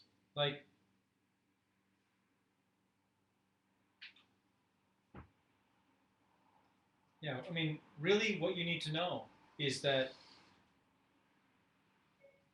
how do you get into your mind, like the Dalai Lama, for instance. Sorry, I'm not sure what you said.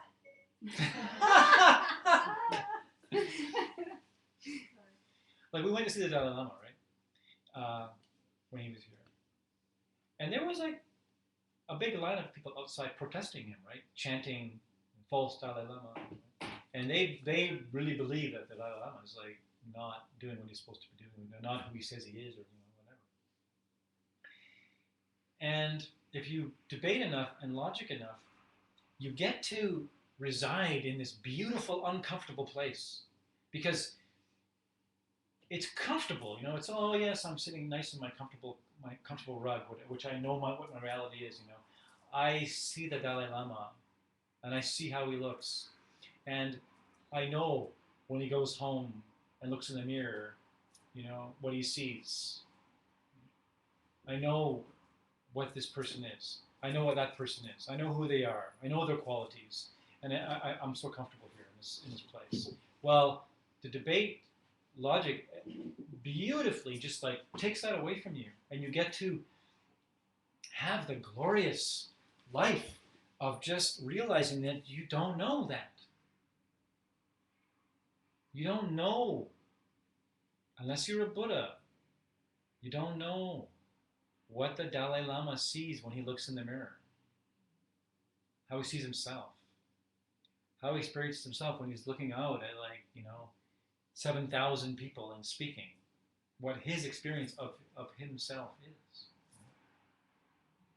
Or anybody, for that matter. And that's, so when you go to work, this is how it applies to your life. You go to work and, you get to have this joy of like, whoa, I don't really know who these people are, right? I don't. I mean, I have gained this certain level of comfort with my assumptions.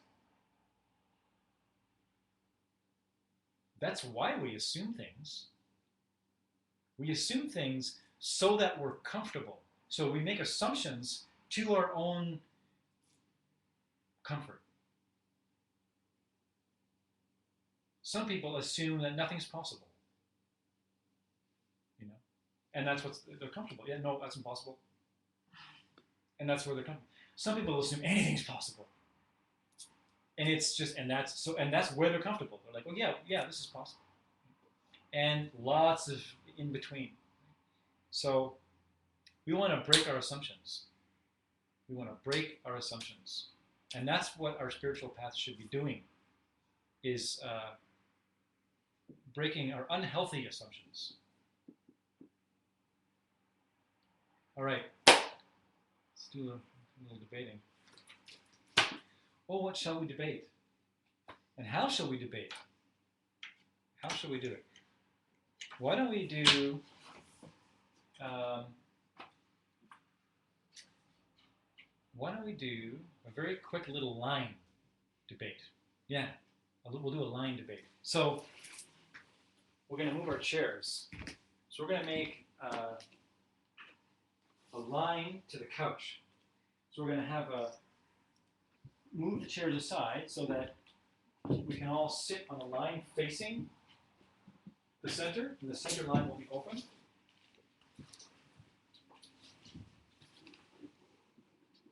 And Carol, if you want to actually sit on here, you could do that. So facing each other, that's exactly like that.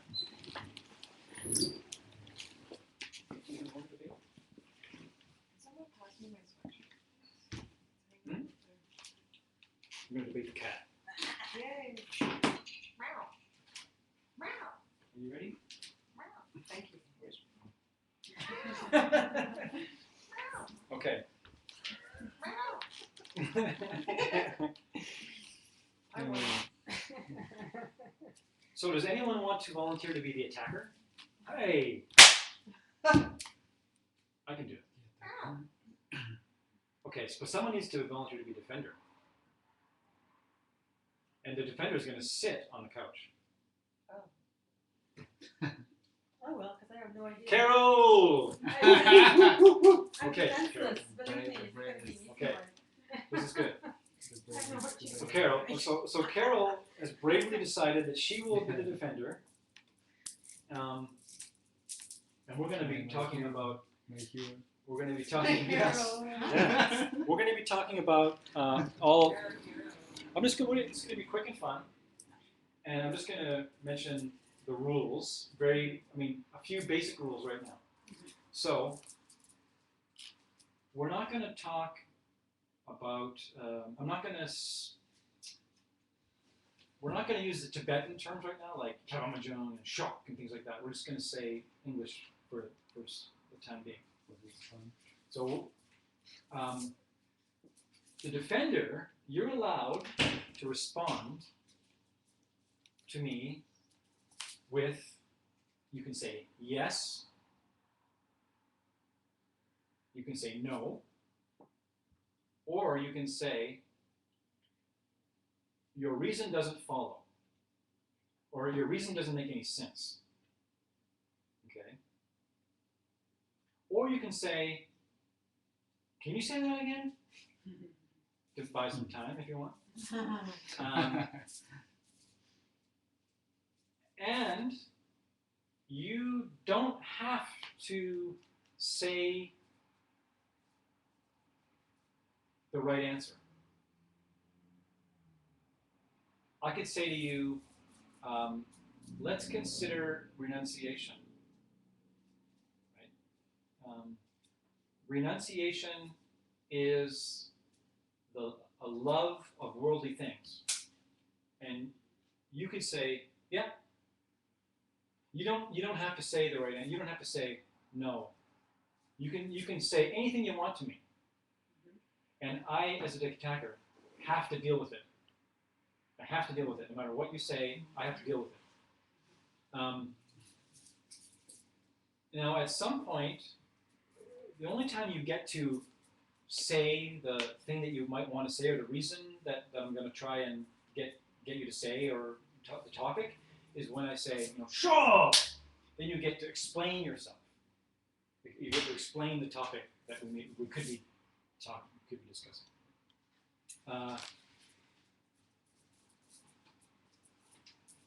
And we'll go along and see what happens. Now, what should we debate? Anybody have something they wanted to throw out? Topic? Past and future life. Past and future lives. Ooh. Sharon drops the bomb. So your job is easy. Your job is easy. You get to toy with me like a cat. I mean, and mouse. I have to come up with things to say. You can just go, yeah, no, yeah. Right? So, what I need to do, how we start any debate, is I go and I bow to Carol, and I'm going to say, let's consider past and future lives. What I'm saying is, oh, Carol, please bless my mind with your wisdom. Okay? That's what I'm going to do right now.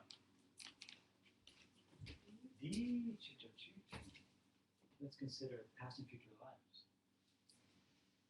So I'm hoping that Carol will teach me about past and future lives, basically. Now, I'm supposed to, at some point, make it some kind of three-part statement. But what I can't do as the attacker is I can't just ask, I can't do this. What are past and future lives? Or I can't say, do past and future lives exist? I can never ask a question. I have to always pose it in a statement. I have to say, this is this, this is this, this is this, and you're going to say, yes, I agree. You could say, I agree, yes, or you could say, no, you're totally wrong. No, wrong, no. Or you can say, your reason doesn't make any sense. So you can say those three things. And I got to think of where to start. Okay. So when you say these things, you're going to have three parts to it then? You're going to have a statement and a reason? Maybe. We'll see how it goes. But I'm supposed to be able to give you a three-part statement. We're gonna talk all about this over the classes. We're gonna discuss what the three-part statement is. Okay. You use a different topic if it's easy. No. It's good. No. Thank you. That's the hardest part about attacking. Is like, what am I going to debate? It is. It's hard. And then, so, okay. Past and future lives. Okay.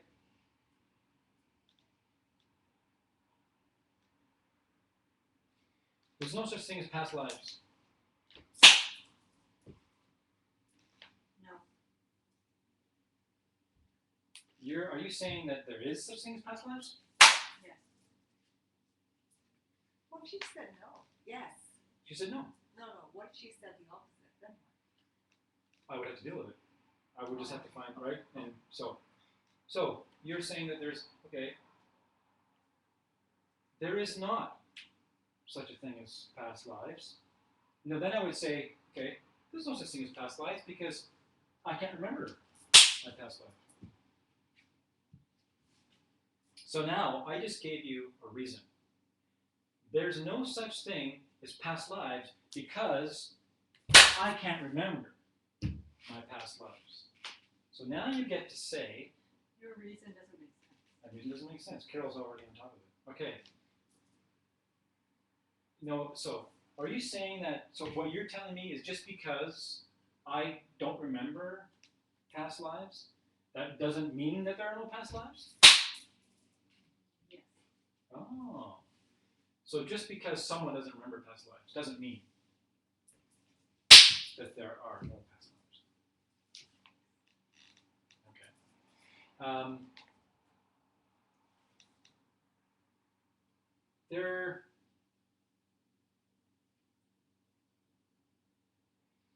There is no such thing as past lives because you can't prove to me that there are no such thing as past lives.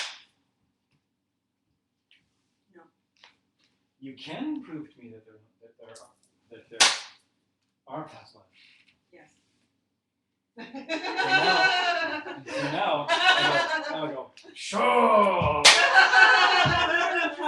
So now I'm just, I took yeah. the course. Right, so,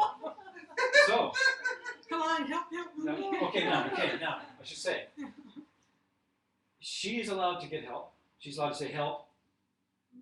Now, and I am also allowed to do this. I'm also allowed to stare at her, and I can also do stuff like this, and I can be like, and if she's giving me like good reasons, if I'm a good attacker, I'll be looking at her like she's completely out. Like I'll be like looking at her like, are you like trying to make her feel like she doesn't know what she's talking about, even though she's saying the right thing. You see? So and also what also can happen is, as an attacker, if I'm like stalling out and not coming up with a good attack, anyone here is allowed to like stand up and like push me out of the way and get back in there and then and attack. So I just want to say, so anyways, so while you were gone,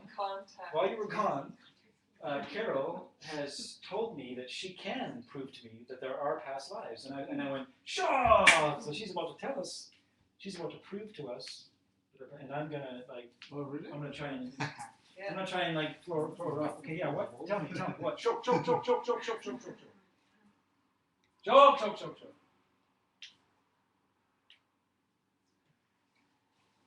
I had to say something? Okay. Light comes from light. Light comes from light. Light comes from Light light. comes from light. That's your reason? That's my reason. Okay, light comes from light.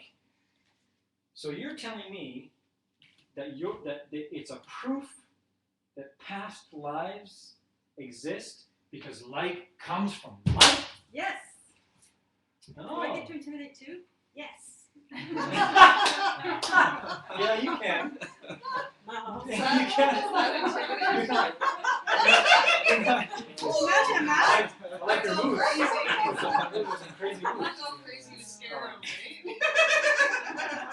Okay, so you're saying that like so you're telling me that like leads to like.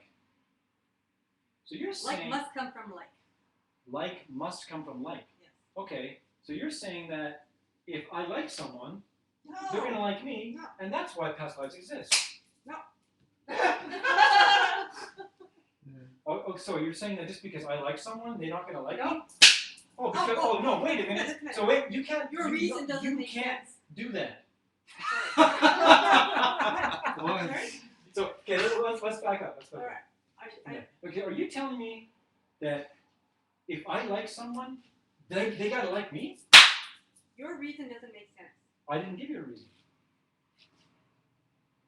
You're telling me, Carol the Mighty, that that if I like someone, they like me. Because like leads to like. Mike, your reason doesn't make I sense. didn't give you a reason. Well, yes, you did. You I'll said give you a one thing statement. leads to another. You said, you're telling me Okay. Oh, I that see. past and future lives exist because like leads to like. And I said to you, oh, if I like someone, they have to like me back. Because, I guess it did, because like leads to like.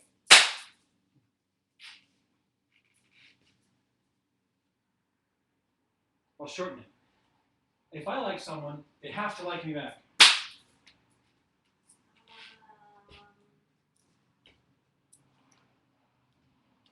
Now, No. Sorry?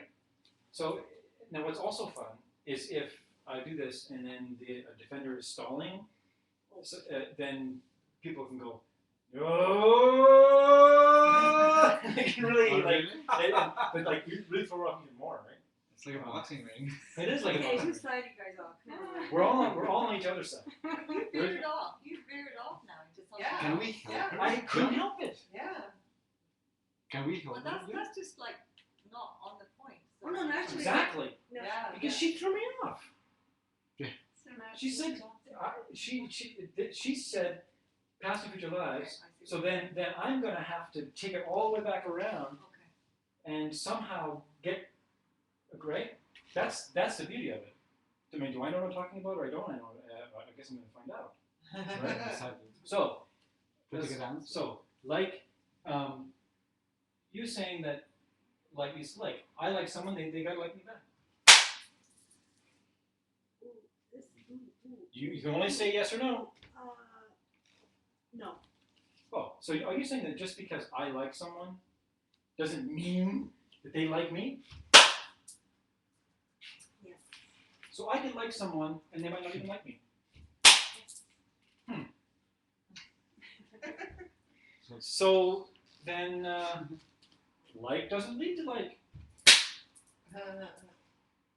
If I mean, according to you, you just like doesn't lead to like because I know for certain I like someone who doesn't like me. No. What am I Okay, so saying? you're What am I saying. trying to say? Oh, I'm refuting what you said. No. Okay, so you're not saying that. So like leads to like means something else. Yes. Yes. Oh, means something else. Yes. Oh, there's no way you could tell me. You couldn't tell me. No, you couldn't. You couldn't tell me what it means. Yes. Oh, No, you couldn't tell me. No, this is dynamite. You couldn't tell me. No. You can tell me. Yes. Sure. Tell me what you mean by that. When you say like leads to like. Like leads to like in that the quality of a mind has to come from a mind, and there is no beginning of mind, and that means that it doesn't begin, it doesn't die, it just moves forward in different lives, in different emanations, in different. Okay. So you're telling me that like leads to like is associating with mind leads to mind. So mind leads to mind. Are you telling me that mind leads to mind? Yes. Mind leads to mind. Mind doesn't lead to mind because my mind is not the same as Tanjit's mind. Yes. So you agree, my mind is not the same as Tanjit's mind.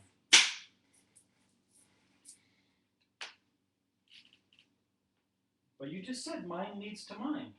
So, I mean, if I'm anywhere around Tanjit, she has a mind, and I have a mind. They're led together. So that must mean that my thoughts are Tanjit's thoughts.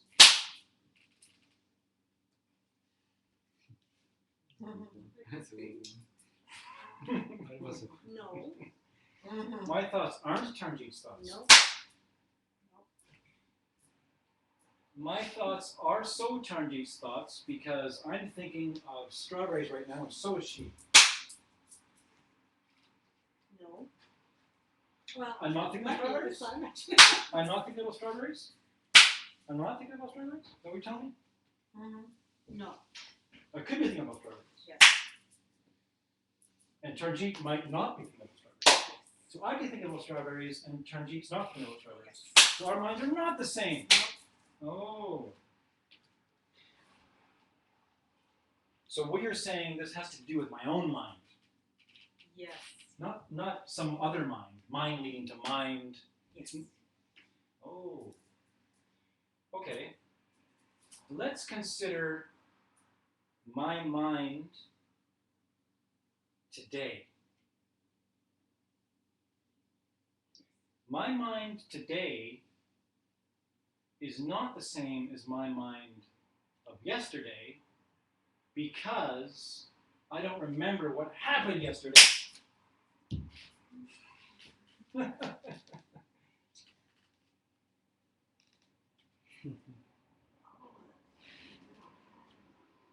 we supposed to do? No, that's not the reason. What are we supposed to do? So you're saying my reason doesn't follow? Your reason. Oh, so you're saying that just because I don't remember what happened yesterday doesn't mean that yesterday is not related to my mind today? Yes.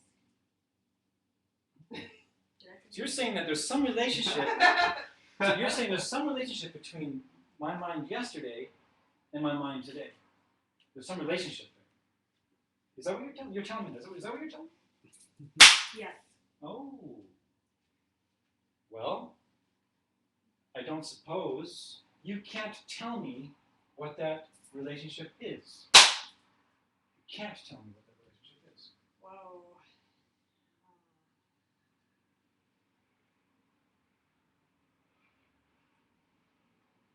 Anybody want to take over being the attacker for fun? This is a. Okay. The reason. Say it again, please. Okay, I'll just. You told me that my mind of today is somehow related to my mind of yesterday, and I don't really get it. And you told me you could tell me how they're related. So now you got to tell me how my mind of yesterday is related to my mind today. Your mind, because your mind is beyond time, and it has no beginning, no end, so it's the same. So you're saying that because my mind is beyond time, Yeah. that's the reason why my mind is related to yesterday? Yeah. My mind is not related to yesterday because my mind is outside of time.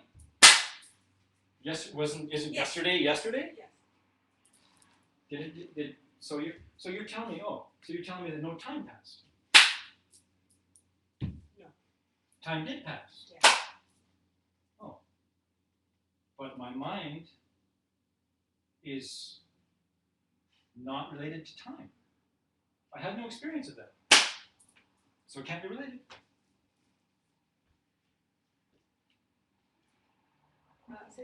Restate, please. Restate. Restate. Restating. Come on, sing restate. Well, you so eloquently said that my mind is outside time, and so I can't experience time. So my mind is not related to yesterday. Today, I'm only in the now.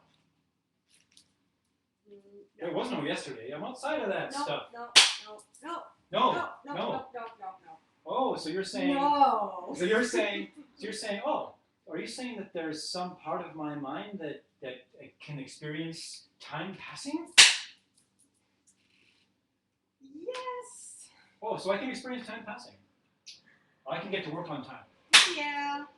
I can get to work on time because there's such a thing as a concept of time that I can understand. Are you telling me? Yes. Oh, Yes. Yes. okay. Oh, okay. Okay.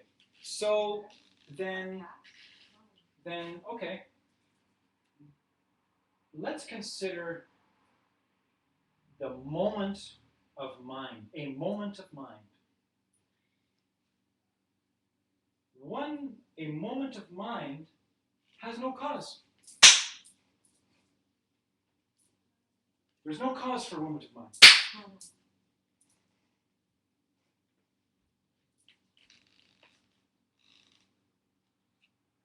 There's no cause. Today has no cause. No. Today does have a cause. Yes. You can't tell me what it is, Carol. You can't. You can't tell me. I can tell you.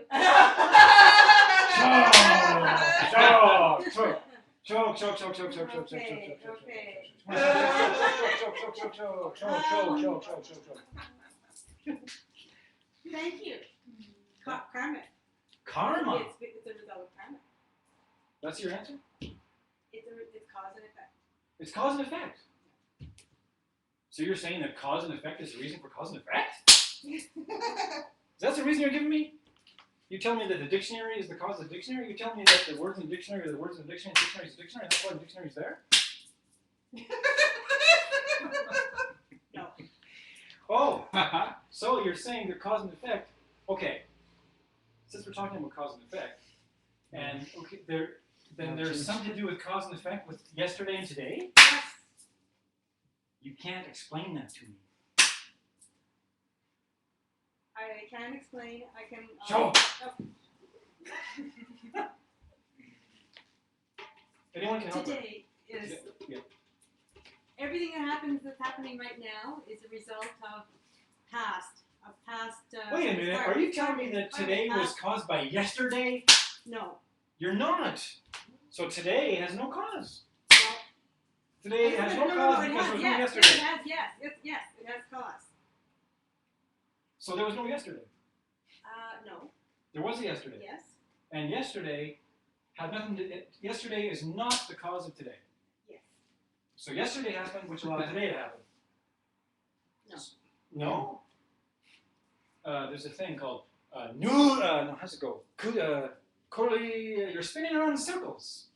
You're spinning around in circles. You're saying one thing and then you're disagreeing with yourself. You're saying No. okay.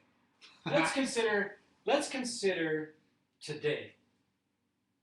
Today exists because it followed yesterday. Yes. Oh. Okay. So then, one moment of mind. So from what you're saying, what makes sense to me now is that one moment of mind came from the moment of mind before it. Yes. Oh, thank you. Just a minute. So, what? You disagree with yourself now? One moment of mind leads to the next moment of mind.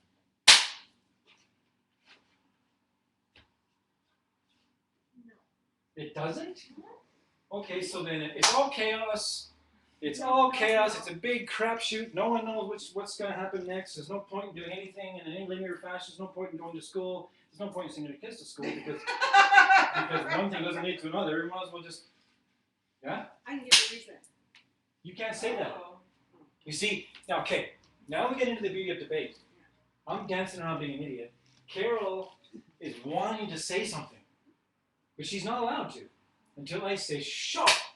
Which is the beauty of being the defender, because sometimes you're sitting there, you know what the answer is, but you can't say it until you get the show. But we're running away. We're way past time now. But you notice how fast it happened? Let's just quickly, because Sean asked for this.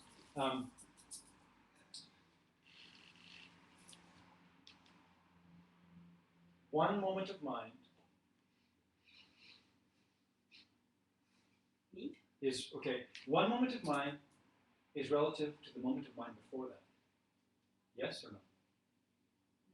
No, it's not. It's not related at all. No. So you're telling me that it's not related. Or it is related. Yes. Okay, so this year, so 2015 was precluded by 2014.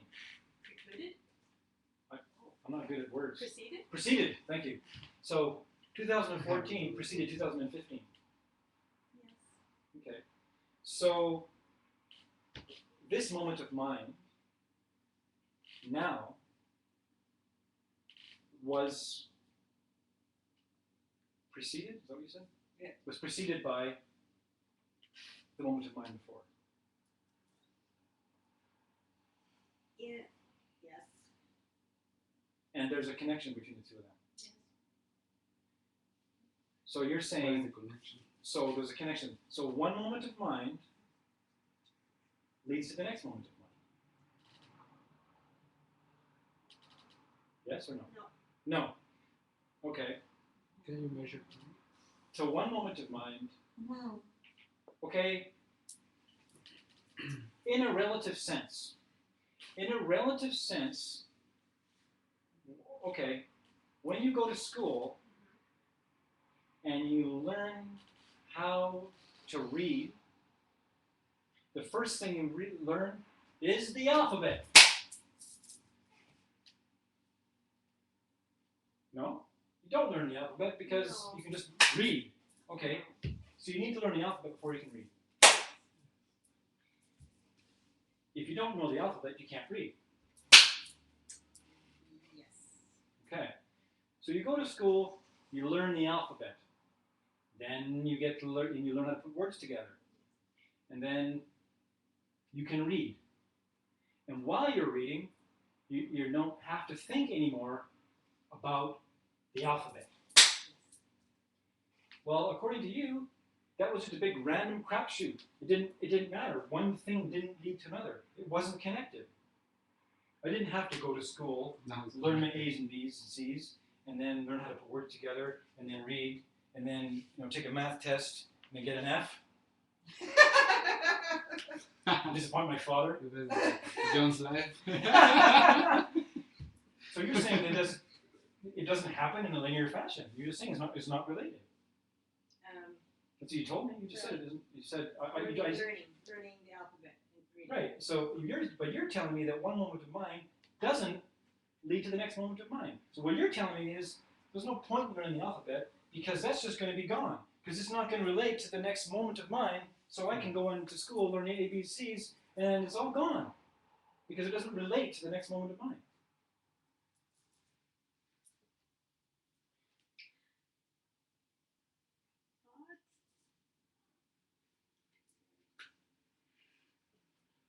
Okay, we're going to cut to the chase No, because we're running out of time. I don't know how Okay. to get there. I don't know how to get there. Well, no, you don't have to know how to get there. No.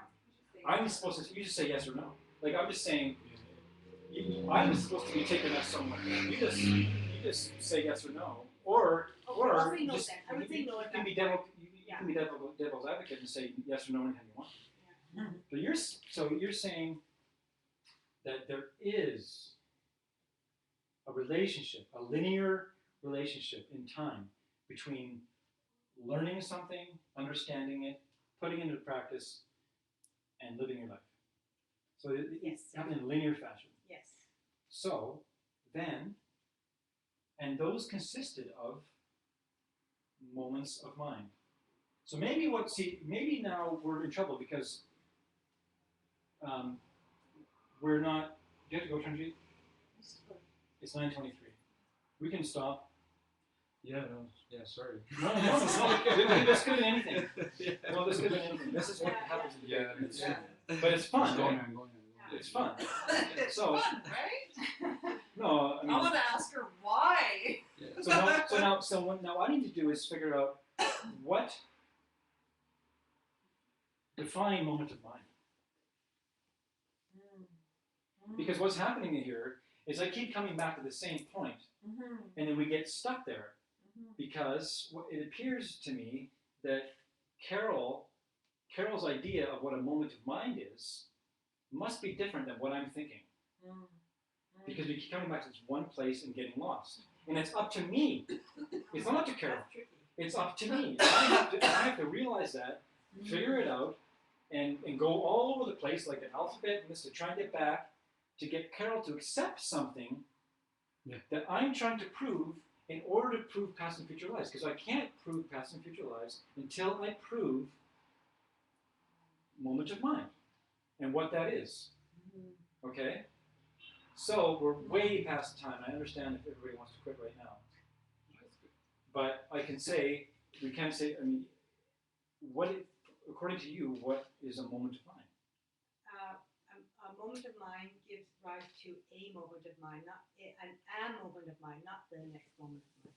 That's what I was just like the idea. I'm thinking of that, past action. That's not necessarily temporally see the result in front of us. It's planted as a seed, and you get the result later. So when the next means to me a very temporal, like right away result, and that's what was stopping me. I thought, no, I can't say that because that one moment of mine might take a lifetime, might take lifetimes. Right. So you were speaking in a more of an ultimate sense, and I was speaking in more of a relative sense. That's why I said relatively. So eventually, because we're out of time, I would have had to. What I would have had to have done, I would have had to have gotten Carol to agree with me that. In a linear sense, yesterday had to happen before today in order for that, right? And then so on and so on, and so that then it would be like, okay, what caused my moment of mind of the now was the moment of mind before it, like billiard balls going, like somehow they're going through time, and then I would have had to get right down to, okay, what about the moment of birth? Are you saying now? I mean, so you agree about moment of mind, then what was the cause of my moment of mind before I was born? Right? And then can you if you can say that one moment of mind is caused by the next moment of mind, then you can see that how can there be a beginning and how can there be an end? It goes infinitely in both directions. And so what the whole premise is that is supposed to get us to understand that, like Carol was thinking on a bigger picture, that sure, you're born, but something continues, right? And you can't have a moment of mind can't come from nothing. It had to come from something. And so the moment of conception, the moment or however you want to put it, there had to be a cause of that. It didn't come out of nowhere. Oh, there had to be the moment of mind before that. And so you're not even born yet, and there's a moment of mind. And then it has to go, we'll talk about it in, I don't know, class 9 or 10. So that was a great debate. Yeah, go ahead. I think she was getting like cause and effect mixed up with a moment of mind. Well, I knew that I was in trouble in the beginning when she said like means to like, because I knew that she was thinking karma. I knew she was thinking karma and cause and effect. And I had to get away from there. So I had to get away from there and come around from the other side. You see, and that's what. She has a good point in that cause and effect because the Sure. moment and then the bigger thing of okay, I said this or did this in the past and that's what I'm experiencing Yeah, but that's now. not what he was talking about. Yeah, but that all like where does that all fit in? Exactly, and that's why we debate to get that very, very clear. The main thing, right? Of the debate. Yeah. Tricky and mind. And because Carol can only say yes, no, or bad, Yeah. right? It can go any direction. And you can't go, why? Why do you think that? That's what I want to say all the time. Yeah, so I have to come. That's a different Yeah. all these different definitions then of cause and effect. Because then there's the bigger general sense of this is happening to me right now because it's something I did in the past. Yeah. And then there's a little minutia of this moment creating the next moment. Same thing. Just different use of cause and effect. It's not this moment creating the next moment, it's one following the next. Yeah. It's just that there's one before it and before it and before it. They're not causing each other. They're not. But they also do say cause. Oh, really? They do say that. But They do it's- say they do say, but you're right. You see, But is there's it's in the same way, as we all stand in this room together. There are certain causes that are in place that are making us, just be aware that we're in Vancouver. And there's other causes that are making us aware that, oh, I'm feeling good or I'm not feeling so good, or there's so many causes going on at once, and there's even a cause for even to understand moment of mind. Like there's so many going on at once that it's ridiculous. So there's many causes and effects going on, and they all relate to the idea of like it's not random. So There's lots of seeds going on. Is that what you said? Countless, Okay. Yeah. countless.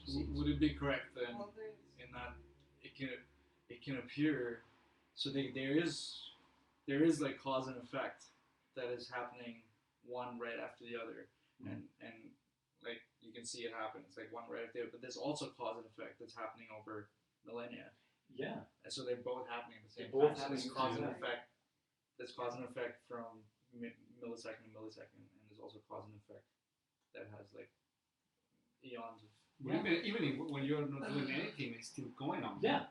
They never So stop. you can stop it. Yeah, you can't stop. You can't stop it. You can't stop it. Yeah. So exactly, macro and micro is happening both. Yeah, right. So the idea, for my job is I'm just trying to prove. All I'm trying to get to this whole thing is I was just trying to get us to the moment of birth. yeah. Yeah. Right? That's Yeah. my whole job in that proof is trying to get someone to the moment of birth and going, okay, well, what about before that? So what? Right? You came from nothing then? So There's no past, right? Yeah. But you wouldn't say that to like someone who was, I don't know, maybe a certain kind of religious person who doesn't believe in past and future lives. That would be like evil. They would say you were evil for thinking and saying that. So yeah.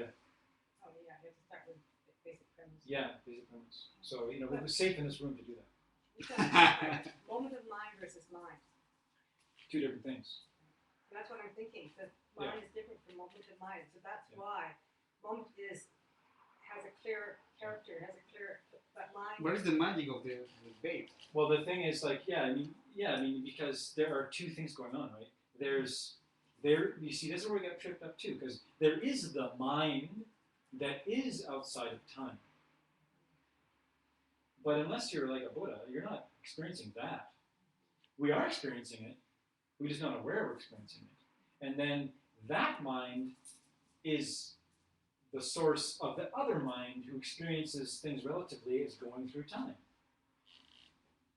So sure, before John was born, there was no John, but it was definitely a moment of mind that was doing something.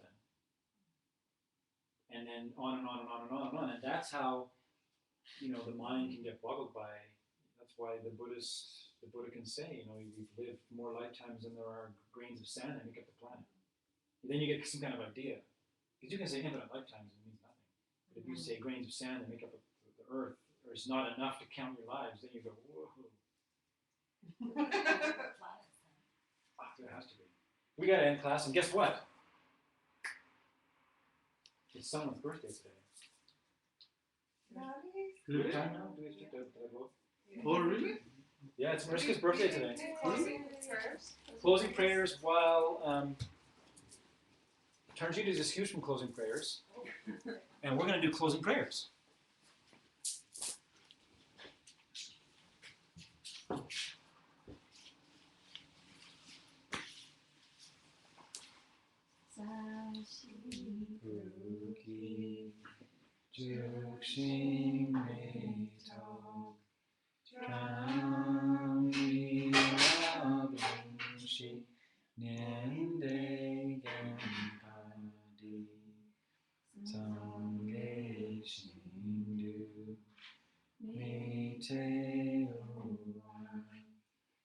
Vidro Kananda Shing Madru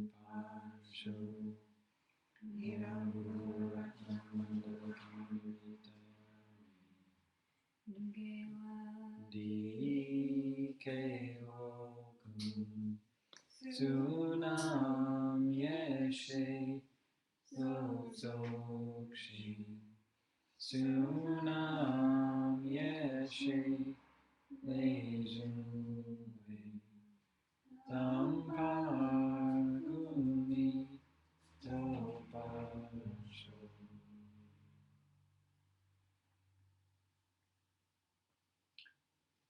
Thank you, everybody. Thank you. Happy birthday to you. Happy birthday to you. Happy birthday, dear Mariska.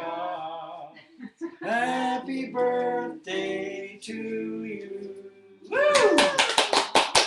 Yeah. Beautiful. Thank you. Where's Sean? Sean, can you do that thing? Because I sure don't know how to do it. Oh, and we also have strawberries from Mariska's